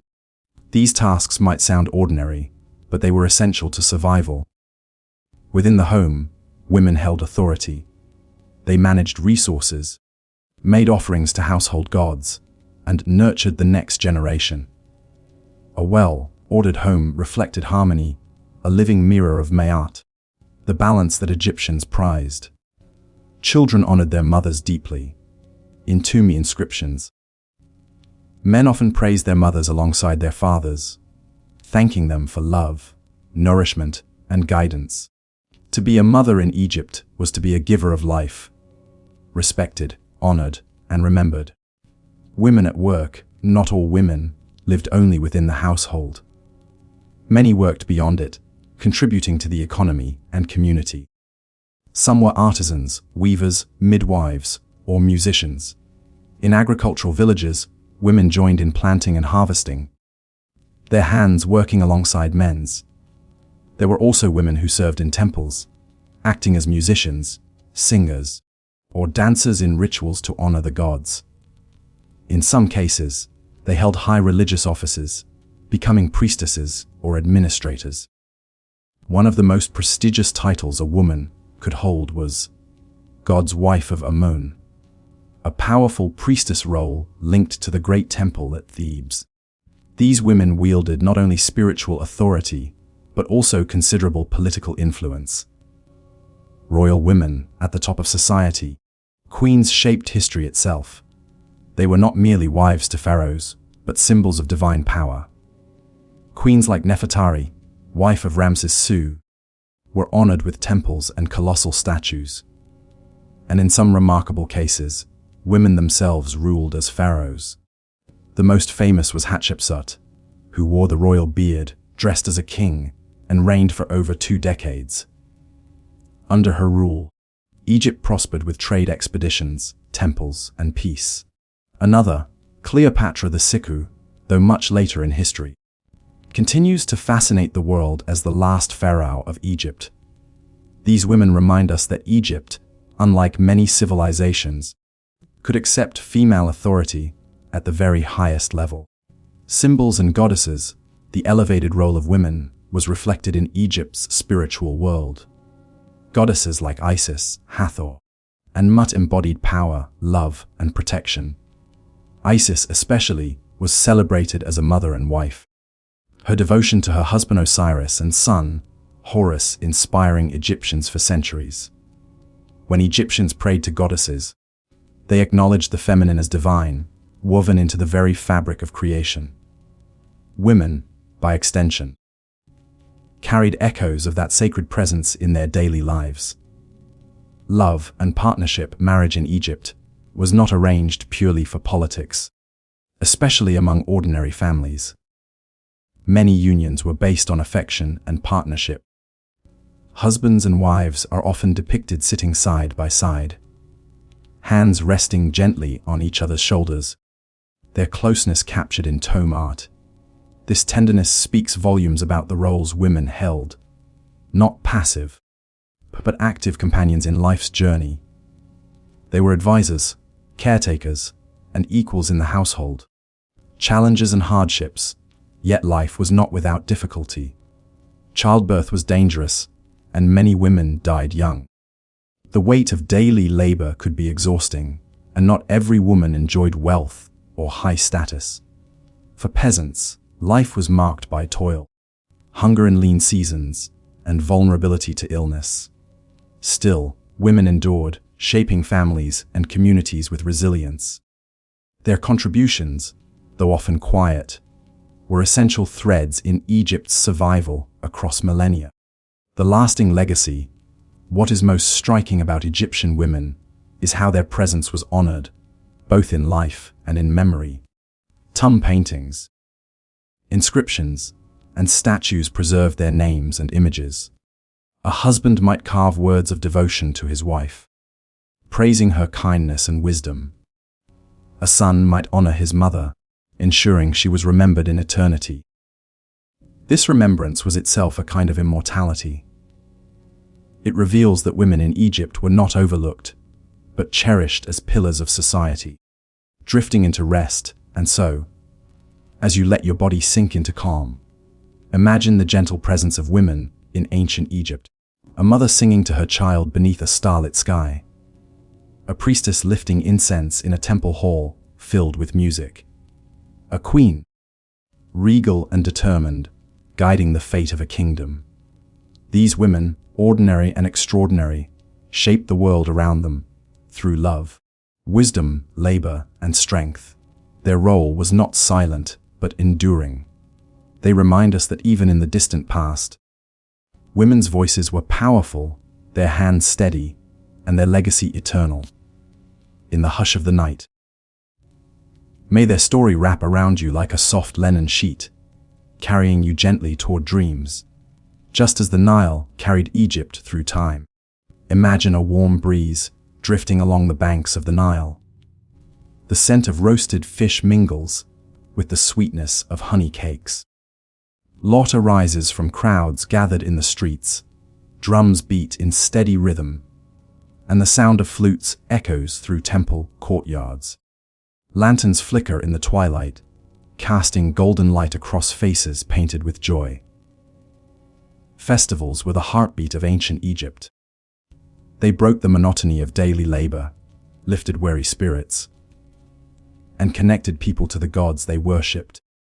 In a land where life was often uncertain, dependent on the Nile's floods, the whims of kings, and the shifting sands of fate, festivals brought color, song, and a sense of belonging. Tonight, as you drift into rest, let us wander through the celebrations that filled the Egyptian calendar, exploring how they nourished both the body and the soul. The religious heart of festivals. Nearly all Egyptian festivals were tied to religion. They honored gods and goddesses, celebrated seasonal changes, or marked sacred anniversaries. Each festival was a bridge between the human and divine, ensuring harmony in a world guided by Ma'at, the principle of balance. Priests played central roles, carrying statues of gods through the streets, leading processions, and reciting hymns. Yet festivals were not reserved only for the elite. Ordinary people joined eagerly, crowding temple courts, offering prayers, and celebrating with food, drink, and music. In these moments, the boundaries between rich and poor, ruler and subject blurred. The festival belonged to all. The Opet Festival, one of the grandest celebrations, was the Opet Festival in Thebes. It honored the god Amun, his consort Mut, and their son Khonsu. During Opet, priests carried the sacred statue of Amun from the great temple of Karnak to Luxor, a journey of several miles. The god's image traveled on a gilded bark, set upon the shoulders of priests, or floated along the Nile in a splendid boat. Crowds gathered along the route, cheering, singing, and offering prayers. The festival lasted weeks, filled with feasting, dancing, and joyous gatherings. For the people, it was more than spectacle. It was reassurance. They believed the gods were renewing the strength of the pharaoh, ensuring prosperity and harmony for all Egypt. The beautiful Feast of the Valley. Another beloved festival was the beautiful Feast of the Valley, held each year in Thebes. Families crossed the Nile from the bustling east bank to the quiet west bank, where the dead were buried. They visited tombs, decorated them with flowers, and shared food with departed loved ones. In this way, the festival united the living and the dead. Families honored their ancestors while celebrating life's blessings in the present. Picture the scene: children running among stone chapels, mothers laying garlands of lotus flowers, fathers pouring cool water as offerings. Laughter mingled with prayers, creating a tapestry of remembrance and joy. The festival of Hathor, goddess of love, music, and beauty, inspired festivals filled with song and dance. At her temples, women played sistrums, rattling instruments that shimmered like the goddess's own laughter. Wine flowed freely, and feasting was abundant. People wore garlands of flowers, adorned themselves with perfumes, and let go of daily worries. To celebrate Hathor was to embrace life's sweetness, to surrender to joy. These festivals remind us that Egyptians were not always solemn or burdened. They knew how to celebrate with abandon, finding beauty in music, laughter, and shared moments of happiness. Food, drink, and merriment. No festival was complete without food. Vendors sold bread, figs, dates, grilled meats, and sweet cakes drizzled with honey. Beer, the drink of the people, flowed generously, sometimes leading to rowdy scenes of cheer.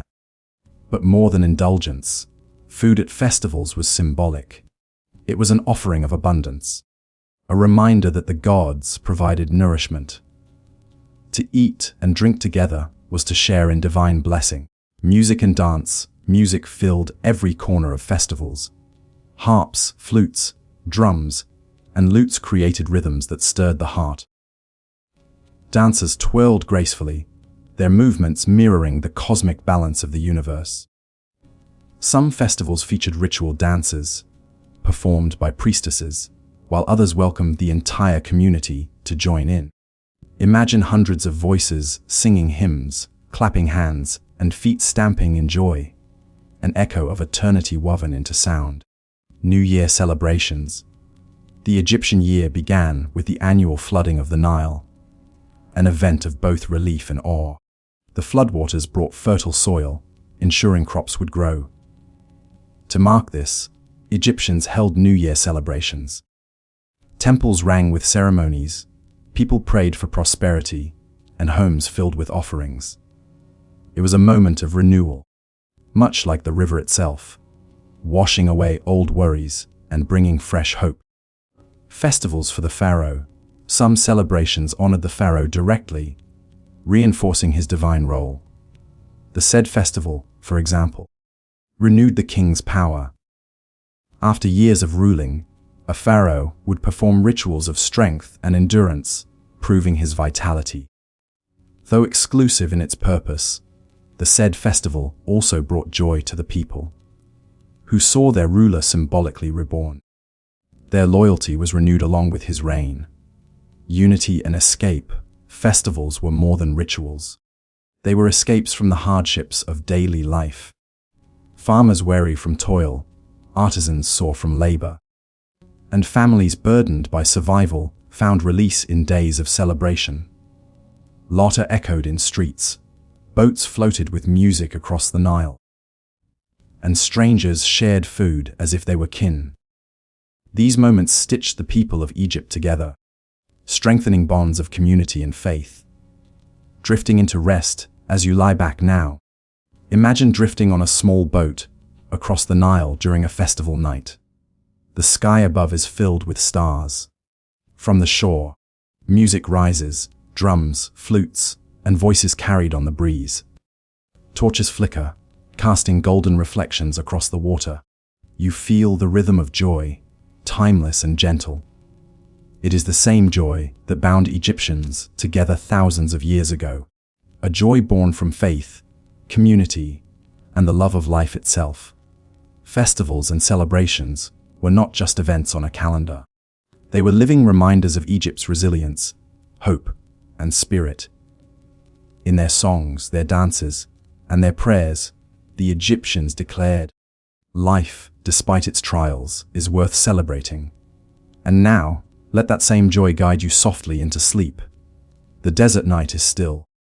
Above the Nile Valley, the stars shimmer as they once did thousands of years ago, unchanged and eternal. The pyramids stand silent against the horizon, their stone faces weathered but unyielding. Temples lie in graceful ruins, columns rising like ancient guardians of memory. And though the people who built them have long since turned to dust, their spirit lingers. This is the legacy of ancient Egypt, a civilization that has fascinated the world for millennia, leaving behind wonders of stone, words etched on papyrus, and a story of resilience that continues to echo across time. Tonight, as you prepare to drift into rest, let us gently explore the lasting impact of this remarkable culture. The enduring monuments, the most visible legacy of ancient Egypt, lies in its monuments. The pyramids of Giza, built more than 4,000 years ago, remain among the greatest architectural achievements of humankind. Their sheer size and precision puzzle modern engineers, while their symbolism continues to stir imagination. These stone giants remind us of the Egyptians' devotion to eternity. They built not for decades or centuries, but for millennia, with the belief that the soul deserved a lasting home. Even as winds erode their faces and time chips away at their edges, the pyramids whisper a timeless message that human determination can reach toward the eternal. Temples, too, stand as echoes of faith. Karnak, Luxor, Abu Simbel, vast sanctuaries where gods once dwelled in stone. Walking among their colossal columns today, one can still feel the hum of devotion, the power of a people who bound their lives to the sacred. The written word, beyond stone. The Egyptians gifted the world something less visible, but equally profound writing. Hieroglyphs. Those intricate symbols, carved into tomb walls and temple gateways, were more than decoration. They were a bridge between the human and the divine, capturing prayers, laws, histories, and dreams. For centuries, their meaning was lost, until the discovery of the Rosetta Stone unlocked the code. Suddenly, the voices of ancient scribes could be heard once more. Today, those voices tell us about daily life, poetry, medicine, mathematics, and the hopes of a people determined to endure beyond death. In their writings, we glimpse not only pharaohs and gods, but also farmers, craftsmen, mothers, and children. Reminders that behind the grandeur were ordinary lives filled with love, struggle, and laughter. The science of eternity Egyptians sought not only spiritual immortality, but also practical ways of preserving life. Their medical knowledge was remarkable. Papyrus scrolls detail treatments for wounds, dental care, even surgical procedures. Their physicians blended practical remedies, herbs, honey, and careful observation, with spiritual rituals, reflecting their belief that health was a balance of body and spirit. Their knowledge of astronomy guided agriculture and temple construction. By watching the stars, they knew when the Nile would flood, when to plant crops, and how to align monuments with the heavens. To this day, the rising of the star Sirius is linked to the Egyptian New Year, a celestial rhythm preserved across time. Art and beauty, the art of Egypt remains instantly recognizable. Serene faces carved into stone, graceful figures painted in vivid colors, jewelry glittering with gold and lapis lazuli. These works were not merely decorative. They were meant to ensure harmony, balance, and eternity. Every line, every proportion carried meaning. In paintings, a farmer scattering seed was as sacred as a god seated on a throne. By preserving both the divine and the everyday, Egyptian art bridged worlds. Their music, though long silent, still lingers in images of harps, flutes, and dancers carved into temple walls. Their love of beauty and rhythm continues to inspire artists across the world today. The gift of belief, at the heart of Egypt's legacy, is its spiritual vision. The Egyptians believed in balance, Mayat, the principle of order, justice, and truth. They believed that every action mattered, that each heart would one day be weighed against a feather. This belief shaped their lives, encouraging kindness, responsibility, and reverence for the world around them. Though their gods were many and their rituals complex, the essence of their faith was simple. That life was sacred, and the universe required harmony, even as their religion faded, replaced by new faiths. The echoes of Ma'at still resonate. The idea that truth, justice, and balance matter has seeped into cultures far beyond the Nile. The inspiration for the world, for centuries, Egypt was forgotten, its temples buried beneath sand, its language silent. But when explorers rediscovered its treasures, the world's imagination was ignited. Napoleon's scholars, Howard Carter's discovery of Tutankhamun's tomb, and countless excavations have revealed wonders that continue to captivate. Egyptian motifs appear in architecture, literature, fashion, and film. The fascination never fades. Why? Perhaps because Egypt represents something timeless, the human desire to defy death, to build something that lasts, to find meaning in the vastness of existence. Lessons from the Nile. Though ancient Egypt ended long ago, its lessons remain. It teaches us that even in hardship, beauty can be created. That even in uncertainty, faith can endure. That human beings, though fragile, can shape monuments, art, and ideas that outlive their bodies by thousands of years. The Nile still flows, as it always has. Villages rise and fall, cities crumble and rebuild, but the river endures. So too does Egypt's spirit. A gentle farewell as you lie back now. Imagine standing before the pyramids under a sky full of stars. The desert wind is cool, the sand soft beneath your feet. Before you stretch is history itself, vast and silent. You breathe deeply, knowing that though time passes, some things never truly fade. The people of ancient Egypt lived, loved, struggled, and dreamed, just as we do. Their lives were often hard. Yet they found joy in music, faith in their gods, and comfort in the hope of eternity. Their legacy is not only in stone, or in writing, or in relics glittering in museums. It is in the reminder that every life, no matter how fleeting, is part of something greater. That even across thousands of years, we can still feel the warmth of their humanity. So close your eyes now, and let the ancient sands fade into gentle dreams. The journey is complete. Egypt's story rests within you, a timeless echo carried forward into the quiet of the night. Sleep peacefully, dear traveler.